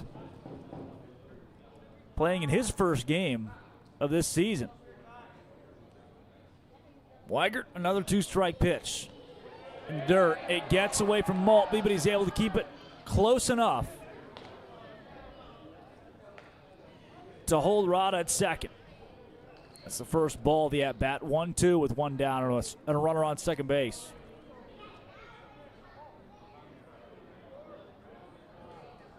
Again, Thomas followed up by Chavez, who's 0 for 1 with a walk. Weigert likes the first sign that Maltby gives him. The 1-2. Strikeout number 5. Adios. Ty Thomas. 3 at-bats and 3 strikeouts today. Weigert 2 outs, that brings up gets him on the high heat. number 14, Josiah Chavez. Now Josiah Chavez stands in. Chavez out of Cal Baptist, the sophomore. with a base hit could extend the 2-run lead that the Oilers currently hold. He's got Rada over there at second. Rada is now 2 for 3 today. Also has an RBI to his name. Ball outside the 6'3" Chavez from Santa Paula, California. Rio Mesa High School. That is Table River, if you're wondering. Played catcher primarily at Cal Baptist. Take ball 2. Chavez today playing in right field. Similar to Nolan Wilson for your Bucs, who played both catcher and right field at Nevada this past spring. 2-0 from Weigert to Chavez. Weigert now at 43 pitches. Whoa! Chavez swings and leaves his shoes behind. 2-1. He was trying to hit that helicopter that's flying over in center field right now. 2 balls and a strike.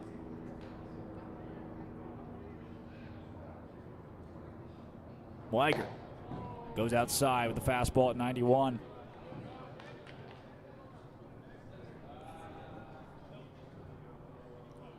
(3-1). The Bucs have scored at least 2 runs in all 3 of their games so far this year. Scored 2 in the opener against the Pilots. Against the Miners, they scored 3, and then last night blew a 10-run performance out of the water in a 10-6 win, and there's a walk. So that puts Chavez on. Now Groupie, the 9-hole comes up. That'll warrant a visit from head coach Ken Hocuff. We'll take it with him here on the Anchorage Bucs Baseball Network.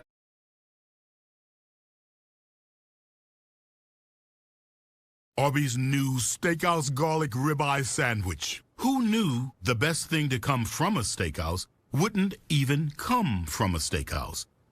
Arby's did, that's who. Arby's, we have the meat. Subway has so much new, I couldn't fit it all in the last ad. Yep, so let me finish this. There's new hickory smoked bacon, fresh mozzarella, smashed avocado. You know what? There's a lot. But it all makes a better footlong. Can I get a word in? Sure, take the tagline. Because you got to refresh to be fresh. It's the Eat Fresh Refresh at Subway, and they're refreshing everything from how they make it to how they bake it to how they bring it to you. This new Turkey Cali Fresh is incredible. Do you even eat bread? Steph, it's a commercial. Hey, Jake from State Farm. I want that personal price plan. I'll bring you back a bit early here. With runners at first and second and 2 down, Weigert squaring off against the 9-hole Groupie. Tosses in a ball low. Groupie is 0 for 2 today. He has struck out once. Ahead 1-0 here. Weigert now at 47 pitches, 27 strikes, 20 balls. Has allowed 1 earned run. ERA sitting at an even 3. The 1-0 in there, called strike. 1-1 count now.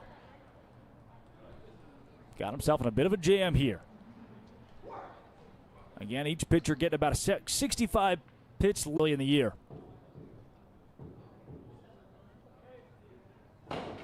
Groupie is now 0 for 6 during his time in Alaska and is down to the count 1-2.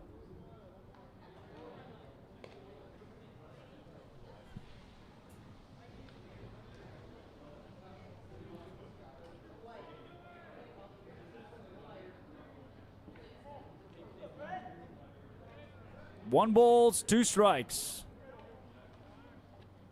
More than just how it tastes. It's about how it makes you feel. Keep on the sunny side, always on the sunny side. Keep on the sunny side of life. Village Inn. Qdoba's new Chicken Diablo nachos are made with hand-diced pico de gallo, which means they're as fresh as... They're also loaded with juicy adobo chicken, flame grilled in-house, so they're as flavorful as... and they're topped off with fiery queso Diablo, so they're as spicy as new Chicken Diablo Nachos. Try them today, only at Qdoba. United by flavor. This one's going to be for some Little Caesars pizza. Welcome back to the Anchorage Bucs Baseball Network. Drake Toll with you here as we go to the bottom of the 7th inning. Everybody is Bucs Baseball Network. Drake Toll with you here as we go to the bottom of the 7th inning. Everybody is well stretched now from Mulcahy Stadium. Turned into a decent crowd. Folks started to trickle in after the weather passed here in Anchorage. The Bucs needing something with 9 outs to go, and Jackson Sorensen out of Gonzaga at the plate takes a strike from Throneberry. Number 30, DH Jackson Sorensen. Sorensen is your designated hitter today. Fouls one off to the left. He's down 0-2. That foul ball sponsored by Sorensen, 0 for 1 today, has been hit by a pitch. Has a .375 batting average on the year up here. The 0-2 pitch in the dirt. 1 ball and 2 strikes. Throneberry has thrown 1 complete inning and has 3 strikeouts. Each team has had a pitcher strike out the side in this game, and he's got 4 strikeouts. Sorensen foul tips it into the glove of the catcher Griffin and goes down via the K. That gives way to Lex Bodeker. Bodeker's followed up by Curtis Hebert. If there's a spot in the lineup, you wouldn't expect it to be 8 and 9, but if there's a spot in the lineup that's going to spark a rally, it is 8 and 9 for the Bucs. First pitch Bodeker gets, shows bunt, and takes a ball high and outside.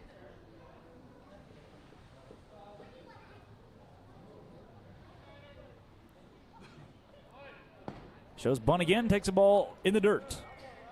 Lex Bodeker, the power hitter, not the guy you would expect to be showing bunt. 2-0. Takes one outside. He's ahead 3-0. Maybe it's just a mental game to try to get Throneberry out of whack. I guess it's worked. It's 3-0 count. Shows bunt again, pulls back. Called strike. 3-1, so Bodeker is going to get either a pitch that he likes or ball 4 here. The 3-1. Inside. Bodeker down to first base.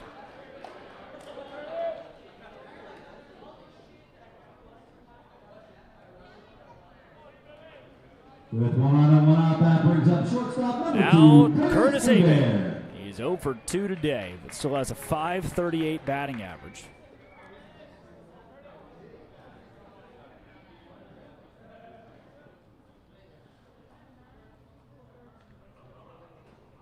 Looking for his first hit. And won't get it on that pitch.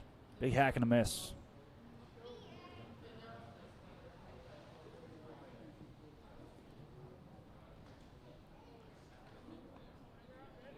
The 0-1. Another big cut and a miss. Pulled his head out and didn't touch anything.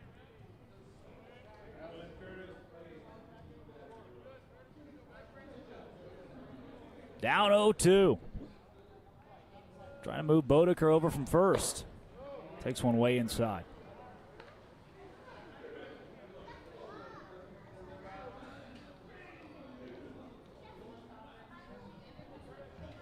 One ball, 2 strikes. Swing and a miss. Strikeout number 5. Through 1 2/3 for Throneberry. The Penn State product is a dealer. 1 on 2 outs, that brings up number 20, second baseman. But you get the top of the lineup here. Lacey. Cade Lacey, he's 1 for 3 today. Has also struck out as a .200 batting average this season. First pitch of his at-bat. Swing and a miss. Offense, something, anything from the offense here. The 0-1 inside.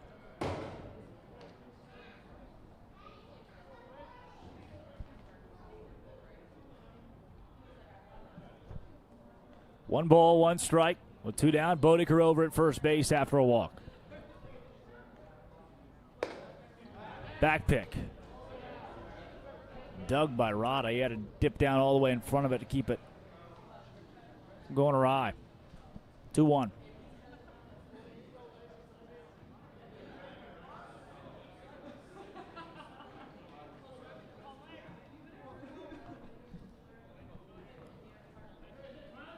Lacey's ahead. Takes a strike. Change up outside part of the plate. Lacey came in batting .333, now sitting at a .200 average.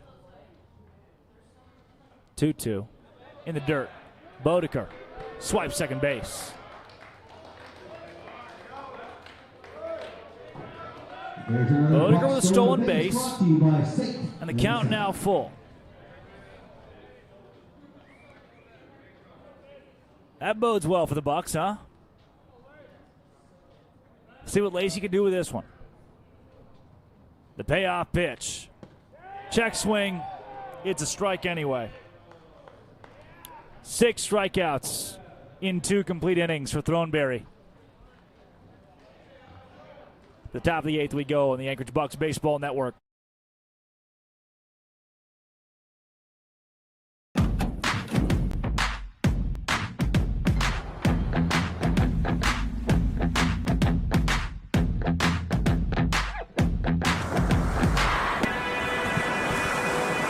Okay, let's have some fun, huh?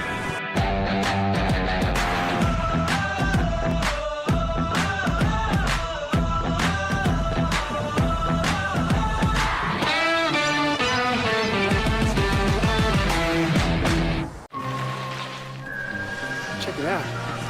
Imagine how much Mountain Dew is in there.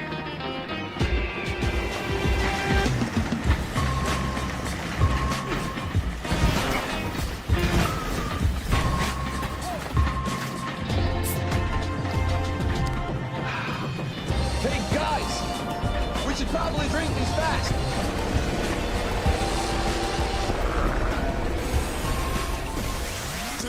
Two. Welcome back to the Anchorage Bucs Baseball Network. Drake Toll here with you.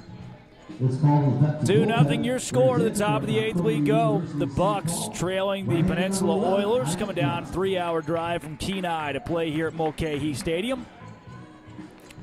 Sure you can tell there's a bit of a lag on the live stream right now. The main issue is the weather. We've had the weather come in and it's messed up with a couple of pieces of our hardware as we try to settle in and broadcast every game, all 36 games of this season for you. Sometimes you got to deal with the rain. New pitchers come in for the Anchorage Bucs. It is Isaac Johnson. Johnson out of Concordia, St. Paul. Brings time over there at Concordia.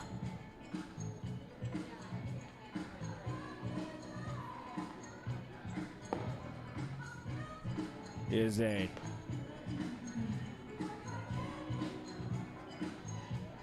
well 6'4", 185-pounder. Already pitched once. Anchorage native. Already pitched once up here in Alaska. But at 6 innings, 15 hits, 17 earned runs over there at Concordia. He will meet leadoff Michael Elko. The lefty Elko is 0 for 3 today with a couple of strikeouts. Takes a strike from Johnson. That'll do. He has 1 inning pitched. Allowed an earned run up here as well. Goes downstairs. Has walked 2 and allowed 2 hits. Pitched on opening night against the Glacier Pilots right here at Mulcahy. 1-1. To Lacey at second. Throw to first. Yep, got him. That was easy. 2 pitches and 1 out from Isaac Johnson. That brings up DH number 18. Now, a designated hitter Wilkinson. Bren Wilkinson, catcher most days out of CSUN.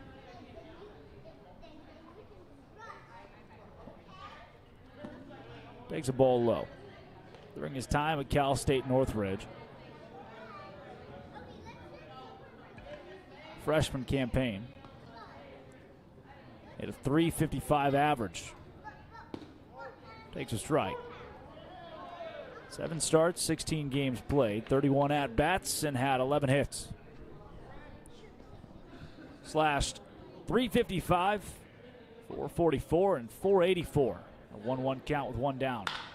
Right back to the pitcher, Johnson, off his glove to the shortstop. And they outmade Hebert. Wow. Off the glove of Johnson, and Hebert is able to collect it, throw it to first. What a web gem.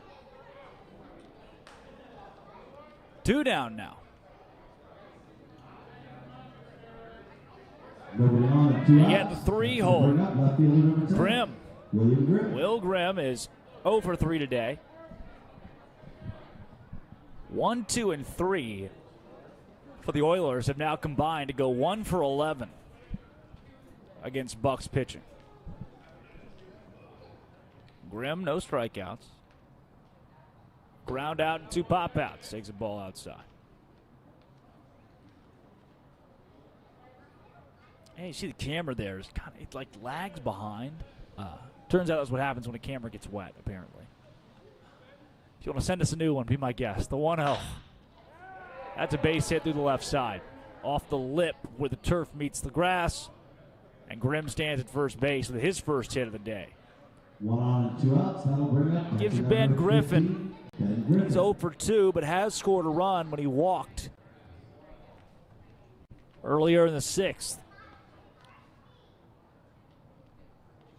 Steps up with a man on. Griffin's batting average, .500 this year. Should say through just 2 games, though. Ball outside.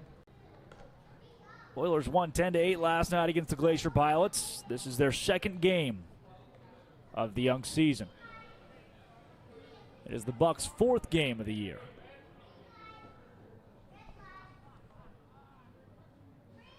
The 1-0, runner goes. Throw down from Maltby. And the ball gets away from Hebert. Couldn't pick it. It wasn't Hebert, it was Lacey. Cade Lacey coming over from second to lay the tag. If he's able to pick it, they've likely got an out. And Maltby will have thrown out his second base runner of the game, but instead, there's now a man in scoring position for the Oilers. And a 2-0 count. 2-0 pitch is in there. Big Johnson.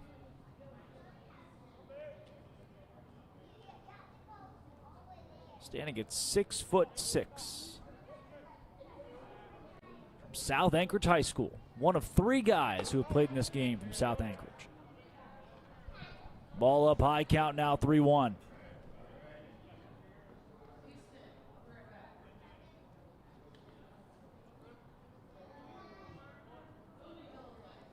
Checks off second. Fires to Hebert short. Throw to first. In time. 1 left stranded in scoring position at the top of the 8th. The Bucs have 6 outs left to put up at least 2 runs on the Anchorage Bucs Baseball Network.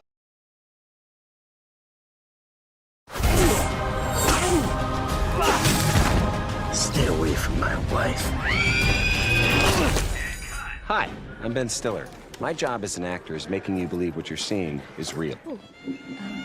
Louise, will you? The pain is real. That the cold is real. Don't say that about yourself. I know. I know. But friendship is real. The real is real. But it's not real. It's just acting. Wow, that's like really good. Or was I just acting? Only way to know is to try it for yourself. This is really, really ridiculously good tasting.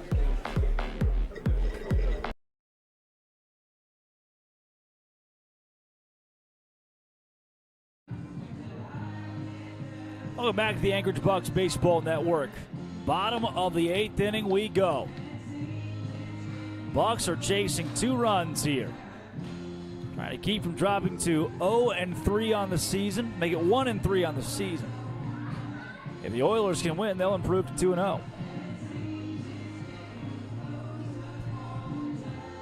Back out onto the mound for the Peninsula Oilers is Throneberry. That guy's got 5 strikeouts in 2 innings for his day. Not bad for the righty out of Penn State. He's on the opposite side of North America today. For the Bucs, it's Har, Thomas, and Holworth due up. That's 2, 3, and 4. Har is 1 for 2. Thomas 0 for 2. Both guys also have walks to their name today. Thomas has been hit by a pitch. And then Holworth is 0 for 3 with 2 strikeouts. The Bucs have gotten 9 strikeouts from their pitchers. Struck out 8 times themselves at the plate. Valley City State University, Harrison Metz.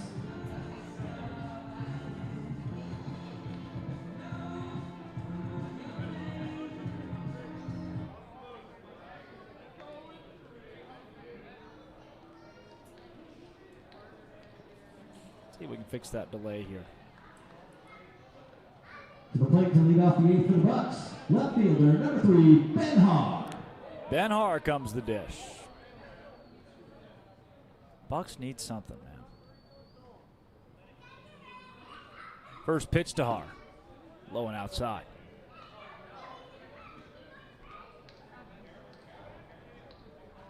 Starts with 1. Har today 1 for 2. On the season, 2 for 7. Pops up and out of play to the left side. Foul.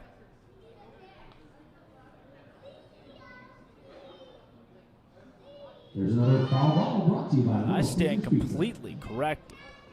Harrison Metz has come into the game for the Peninsula Oilers to pitch. Throws a ball low. Metz out of Valley City State. Plays for the Vikings. 2-1. In the dirt. 3 balls and 1 strike now. Metz 5'9", sophomore. 180 pounds from Homer, Alaska. Coming back home to Alaska to play, although we're not very close to Homer. Pitched in 22 2/3 this spring. Throws a ball in the dirt. All right. Har's at first base now for the Bucs. He's reached a couple of times today. 1 on and nobody down. Brings up Zach Thomas. With Connor Throneberry's day being done, Throneberry finishes 2 innings, no hits, 2 walks, 6 strikeouts. 6 strikeouts.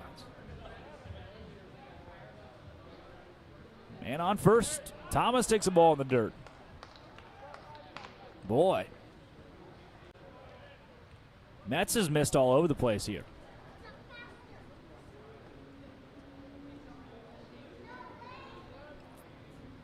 Metz checks over to first at Har.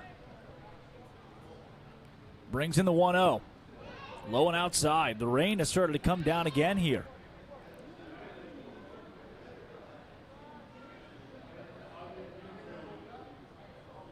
A light sprinkle over Mulcahy. 2 balls, no strikes. In the dirt again. Metz cannot find the control. The Bucs can put 2 on.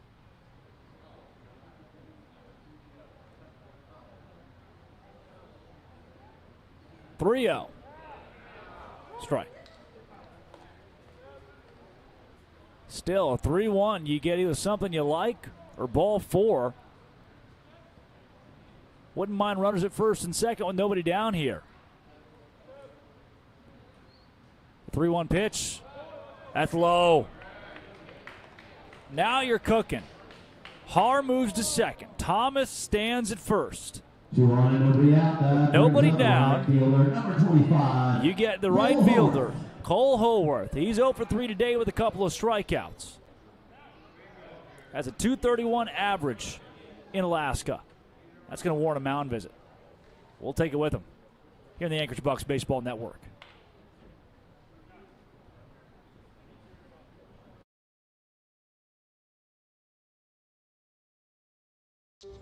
Feels like just yesterday she was in a car seat. Now she's gonna be in the driver's seat. I guess there's a first time for everything. Today is all about the basics. Gotta have unbeatable focus. Kind of like the unbeatable mileage I get from Chevron with Techron. He knows it helps keep my engine clean, and she knows how to pay with the parking lot. Unbeatable mileage for you and your car. Bring it back. Hoke up at the plate. Incorrect. Rebrook with Har at second. Thomas at first. Holworth at the plate. Again, 0 for 3 today with 2 strikeouts.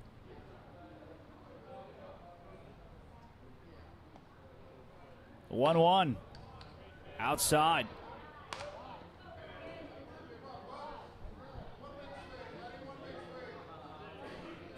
The Bucs down by 2 and a 2-0 count to Holworth. In business here.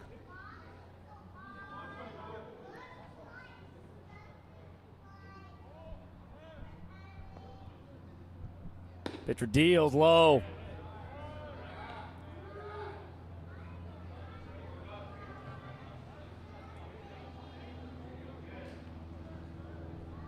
Three balls and no strikes now to Holworth. Might load the bases with nobody out. Ball in the dirt. They're juiced. 3 on here for the Anchorage Bucs. Nobody down. Jacob Rebrook. He's over 2 today. Has been hit by a pitch. Third baseman, Rebrook 22. out of Pepperdine. 6'2" sophomore. Could be a hero here with him juiced. That's going to warrant another mound visit. This might warrant a pitching change. It will. They're going to make a call to the bullpen. We'll take the call to the bullpen with them. And another break here on the Anchorage Bucs Baseball Network. They're all loaded when we come back.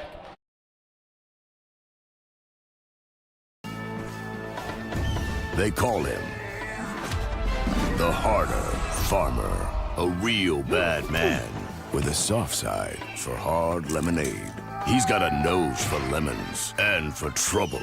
This time he's back with half tea, half lemonade, and 100%. Oh, wow. Oh, wow. Get your hands on some today before the harder farmer gets his hands on you. When Subway opened, they changed the fast food game. But sometimes you gotta refresh to be fresh. Welcome to the Eat Fresh Refresh, where there's so much new, some say it can't fit in one ad. I say, we're talking a new All-American Club, deli-style oven-roasted turkey, and... Oh, that's a new steak and cheese. Oh, yeah, I knew that. That's the one with the new seasoning. And that was the new MVP Parmesan vinaigrette.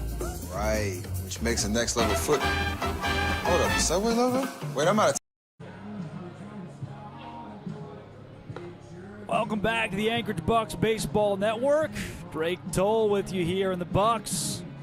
Threatening. The bases are all loaded here in the top, making the bottom of the 8th.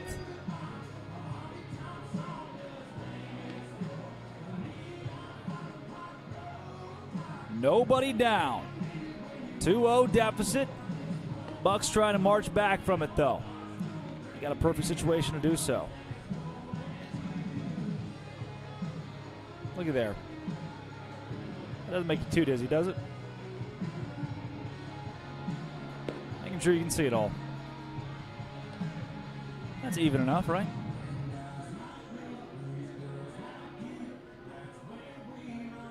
That's better. So they're all loaded. Har at third, Thomas at second, Turgeon at first, Rebrook at the plate.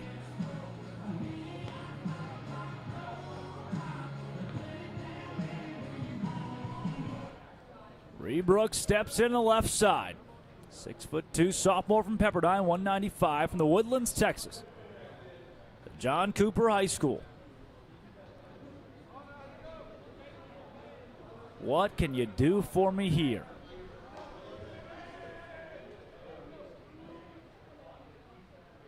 Rebrook. First pitch he gets. That's a called strike.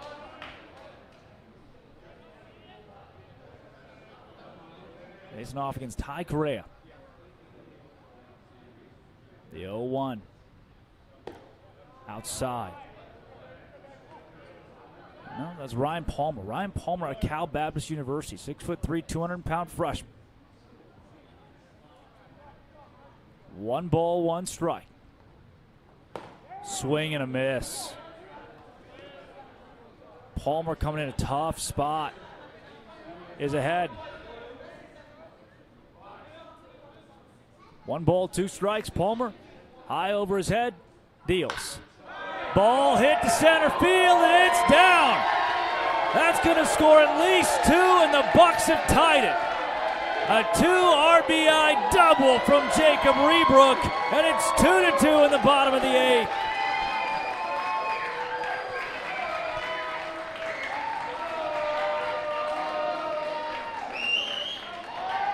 The Bucs are in business, baby. It's all about the Bucs. Love the Bucs. Hit a home run, go Bucs. It's not over. There's still nobody down.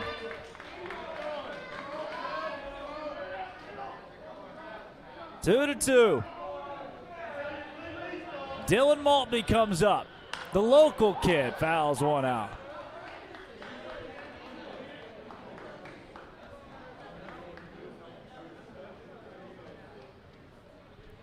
Rebrook with a single tied it.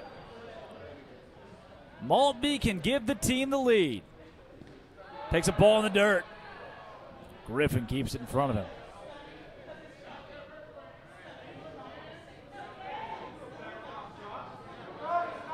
Working against Ryan Palmer. Righty from Arizona, Peoria, Arizona. 1-1. Maltby takes a strike. Palmer made 3 appearances in 2023, 11.57 ERA.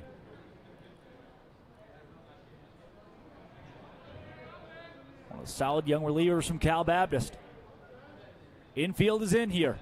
Maltby takes strike 3. He watches it right down the plate and he knows it. Throws the bat off his foot and goes back to the dugout. So now the designated hitter, Jackson Sorensen, with a chance to give the Bucs a lead. Harrison Metz walked him loaded. Rebrook made the reliever Ryan Palmer pay. First pitch to Sorensen's outside.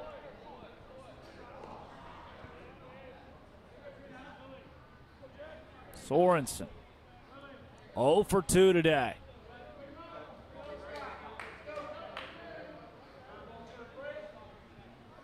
One ball, no strikes.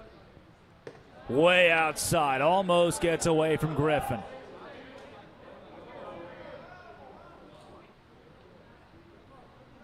Two-0. Somebody can play hero here in the bottom of the 8th. Give the Bucs a lead.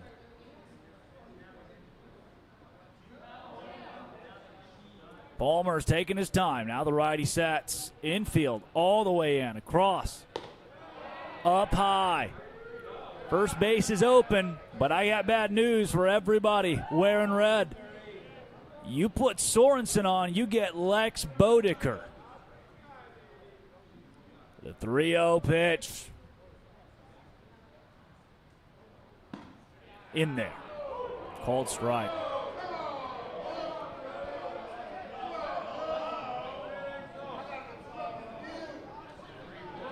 Bucs fans don't like it. Sorensen steps out. He's got a .333 average up here. The 3-1 to Sorensen. Yeah, it's in there. Buck fans don't like that one either. Let's take all the way on the 3-1 for Sorensen. Count has gone full. Palmer fires. It's in the dirt. Bases are loaded again. With a tie ball game in the bottom of the 8th. And Lex Bodeker at the plate. Bases loaded and 1 out. That brings up center fielder number 9, Lex Bodeker. Bodeker had 16 home runs at Central Florida this spring. Bodeker, a .364 average up here. He's 1 for 1 today and has also walked. Swing and a miss. He wanted the long ball there. The lefty was going to right field if he got a piece of it.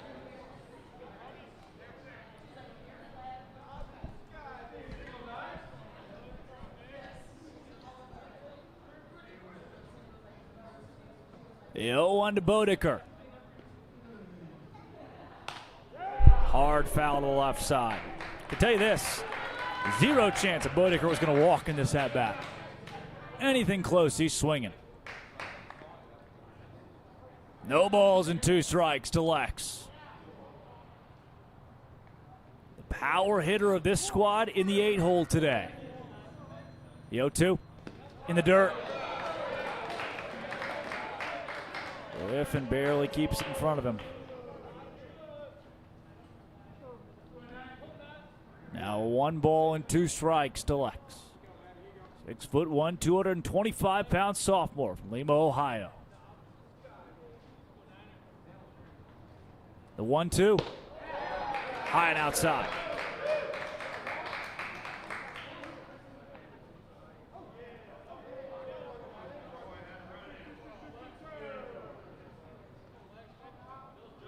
Two.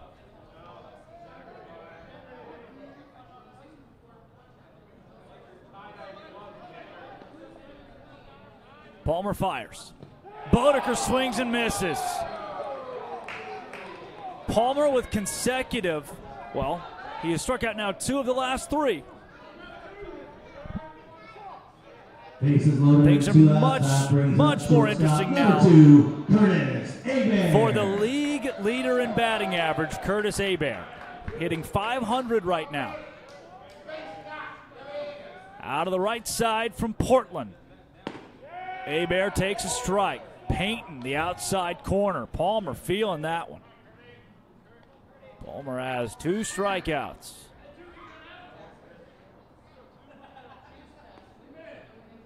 The 0-1.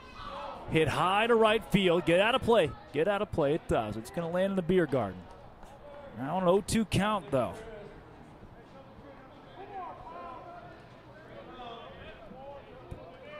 Palmer trying to sit down Hebert. Hebert trying to give the Bucs a lead. The 0-2. Ooh, it's in the dirt. Hebert made a very dangerous decision. He's 0 for 3 today. First game he's played in without a hit. Made a very dangerous decision not to swing, but was right. It was a breaking ball. 1 ball, 2 strikes to the 9-hole. Palmer working from the stretch. In the dirt again. 2-2.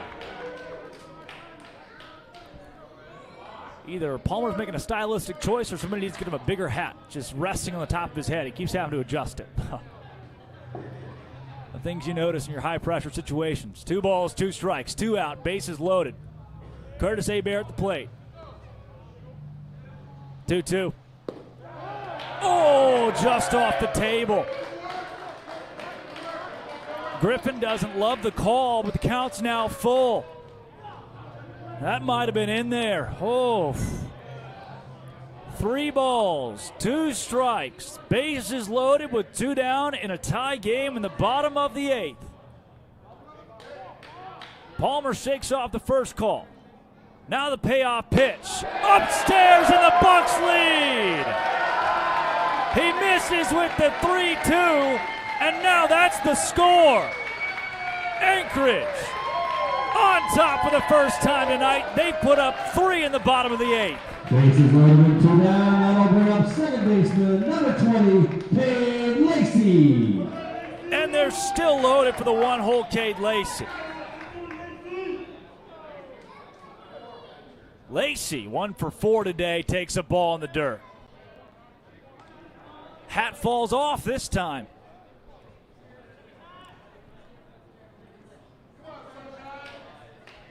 Imagine coming into a high-pressure situation as a reliever and your hat won't stay on. Palmer came in with the bases loaded and has allowed 3 runs. That's pretty hard to come in with the bases loaded. The 1-0. Oh, big swing and a miss. Lacey looking for the fences. The Bucs with a win here would improve to 2-2 on the year. They would drop the Peninsula Oilers to 1-1. 1-1 pitch. Lacey to right field. That's going to be extra bases for Lacey. Clear them off. The Bucs score 3. A 3 RBI single for Cade Lacey. You can blow this one wide open. The Bucs lead 6-2. It's the Bucs. The Bucs, baby, all about the Bucs. Hit a home run, go Bucs. Runner on second and 2 outs. That'll bring up left fielder number 3, Ben Hart. Ben Hart to the plate. Ben, you do whatever you want to up there, buddy. You just have a good time. Bucs up by 4. That's going to lead to a mound. Here's what's interesting. To that point, Palmer had not allowed an earned run of his own. He had come in relief with the bases loaded. And then 3 came across. All 3 of those were not charged to him. But then he loaded the bases himself.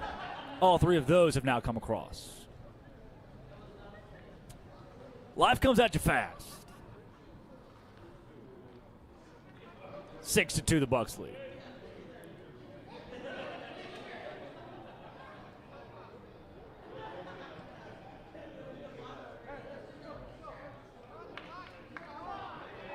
You know what? I wouldn't usually do this. This breaks the rules of etiquette and broadcast. That would hit him? No, but it gets away from Griffin. It might have hit him. And now the Bucs have a runner 90 feet away. Another run. Why not? Let's add more, huh? I don't mind that. Again, I don't know if I should do that. It's not really broadcast etiquette. My father texted me. Do the Bucs stink? About 20 minutes ago. Ball outside. No, Dad, they don't. Thanks for staying up and watching the game tonight. From Arkansas, by the way. 2-0 count.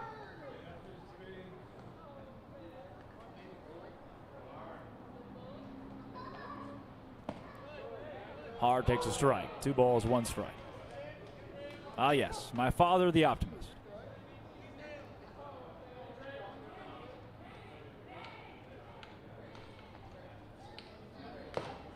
There's a clip and a miss. 2 balls, 2 strikes now.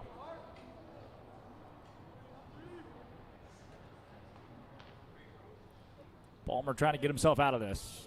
Having already given up, his team at least, having already given up 6 runs in the bottom of the 8th. Ball inside.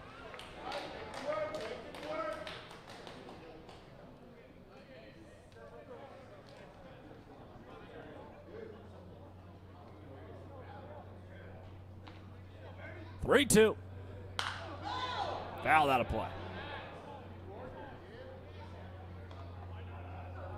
There's another foul ball brought to you by Little Caesars Pizza. The Bucs are having a good time. The Oilers knocked off. The Oilers not only knocked off the number 1 team in the league last night, they scored 10 runs against them. Tonight they trail by 4 against your home team Bucs. Swing and a miss. You know what? Don't worry about it, Ben. 6-run bottom of the 8th. The Cardiac Bucs waiting to the last second. They lead by 4 as we go to the top of the ninth. Let's shut this thing down on the Anchorage Bucs Baseball Network.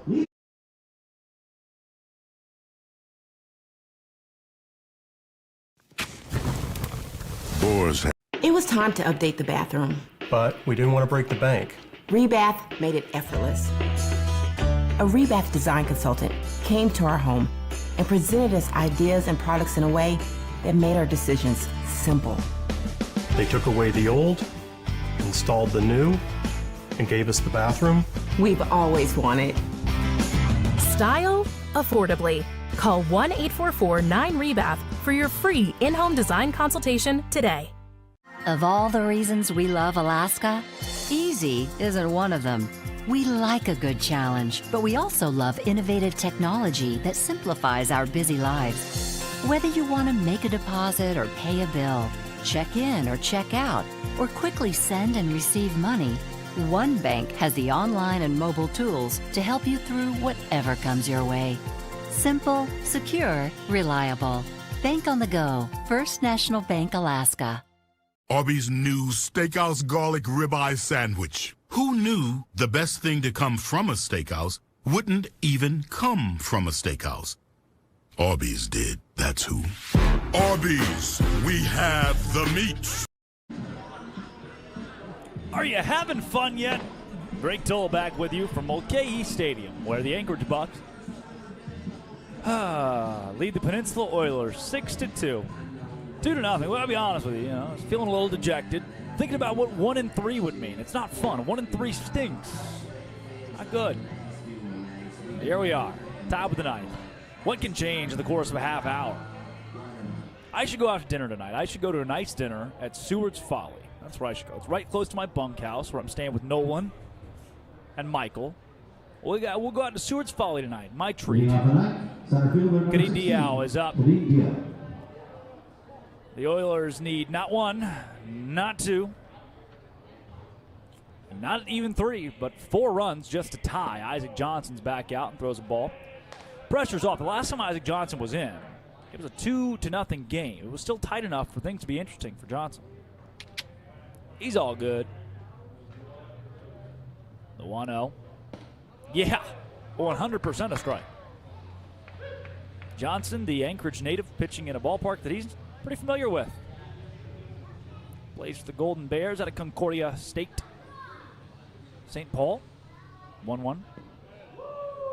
Bounces right up to the broadcast booth. 2-1. I'd like to thank Anchorage Brewing Company tonight for their sponsorship of the game. 2-1's inside. Okay. I know, you can pitch more loose because you got the lead now, but not too loose here. Facing off against Diao, who's 1 for 3 today. Had an RBI single earlier. And takes strike down the pipe. Way to work your way back there, Isaac Johnson. Diao batting 143 on his young season. It's Diao, Rada, and Thomas up. 5, 6, and 7. The payoff. Ooh, at the knees, but called a bit low. Come on, Bucs. Let's go, Bucs. All about the Bucs. Runner in first. Michael Rada comes up. That brings up number 11, first baseman Michael Rada. Rada. Out of California Baptist, the Lancers. It's a ball in the dirt. There's a couple of arms that could be hot today still for the Bucs. Michael Sarhat being one of them, had a really good performance. 3 innings, 4 strikeouts on opening night against the Glacier Pilots. If Johnson gets in too much trouble, the 1-0. That's in there for a strike.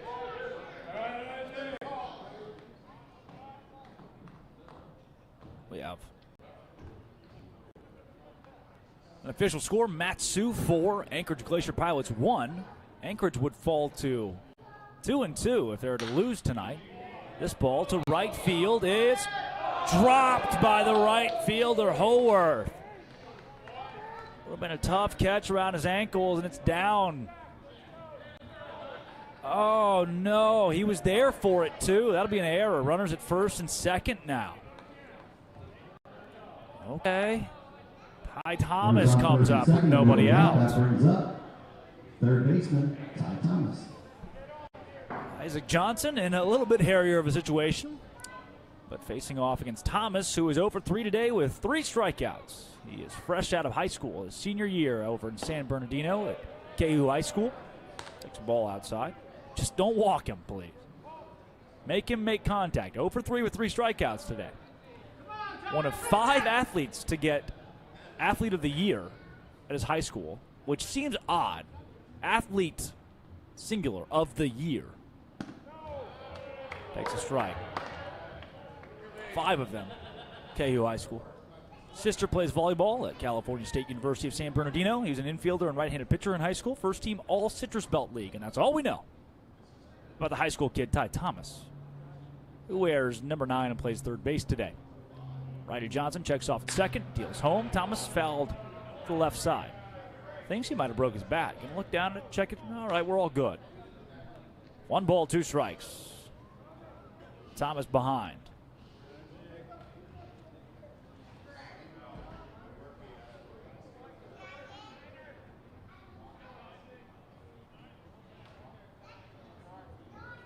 Johnson looking for a strikeout. Got it! See ya! 4 strikeouts. Golden sombrero. Oh, brutal. Out number 1 at the top of the 9th. 1 down, 2 on. That brings up right fielder number 14, Josiah Chavez. Oh. Yikes. Isaac Johnson. Now ball high.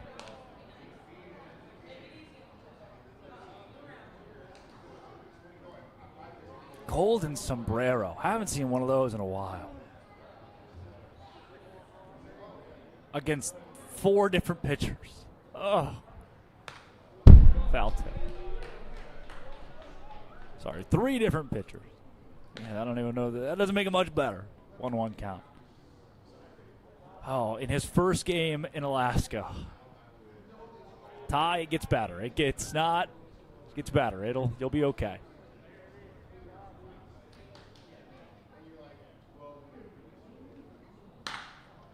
Pop up, left field, Benhar, gotcha. 2 down.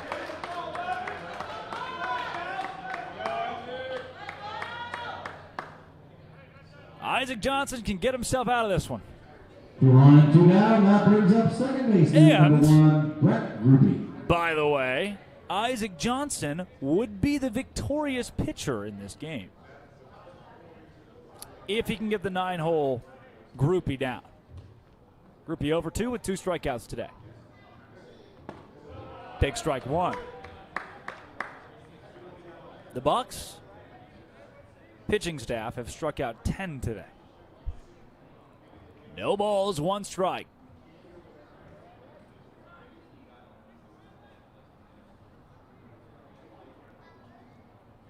Pitch.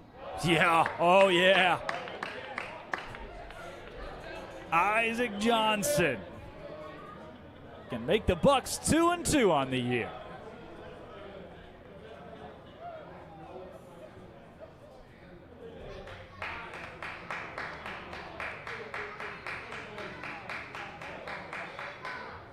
The 0-2 to Groupie. Adios, Brett Groupie, and adios, Peninsula Oilers. The Bucs come back from a 2-0 deficit late and win the ball game. Hello, win column again. The Bucs have won 2 straight. It's all about the Bucs, baby. The Bucs. Let's go Bucs hit home run Bucs. For the Oilers, 2 hits. No. 2 runs, 5 hits, no errors.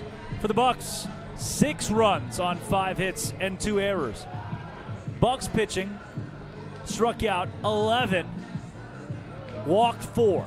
The Oilers struck out 11, walked 7. That was a part of the issue here, the opposition. Final score, Anchorage 6, the Oilers 2. Player of the game, everybody. All of you get it. Everybody's the player of the game in this one. The Bucs win it by 4 runs after winning last night's game 10-6 by 4 runs against the Chugiak Chinooks. And after an 0-2 start to the year, the Bucs are 2-2. And with a Glacier Pilot loss tonight against Matsu on the road, the Bucs will be tied for the number 2 spot as the Oilers are dropped to 1-1. Be tied for the number 2 spot out of the 5 teams that exist in the Alaska Baseball League. Oh, wow, that feels good. For Drake Toll and our entire crew here, it's just me, but for our entire invisible crew here on the Anchorage Bucs Baseball Network, thanks for watching, as always, folks. We will see you tomorrow night as the Bucs play again. They play like every night. I can't wait for it, too. I'm having a good time. Are you? As always, thanks for watching. Good night. And it is always, I mean absolutely always, a great day to be an Anchorage Buc. It was time to update the bathroom. But we didn't want to break the bank. Rebath made it effortless. A Rebath design consultant came to our home and presented us ideas and products in a way that made our decisions simple. They took away the old, installed the new, and gave us the bathroom we've always wanted. Style affordably. Call 1-844-9REBATH for your free in-home design consultation today. Of all the reasons we love Alaska, easy isn't one of them. We like a good challenge, but we also love innovative technology that simplifies our busy lives. Whether you want to make a deposit or pay a bill, check in or check out, or quickly send and receive money, one bank has the online and mobile tools to help you through whatever comes your way. Simple, secure, reliable. Bank on the go. First National Bank, Alaska. Arby's new Steakhouse Garlic Ribeye Sandwich. Who knew the best thing to come from a steakhouse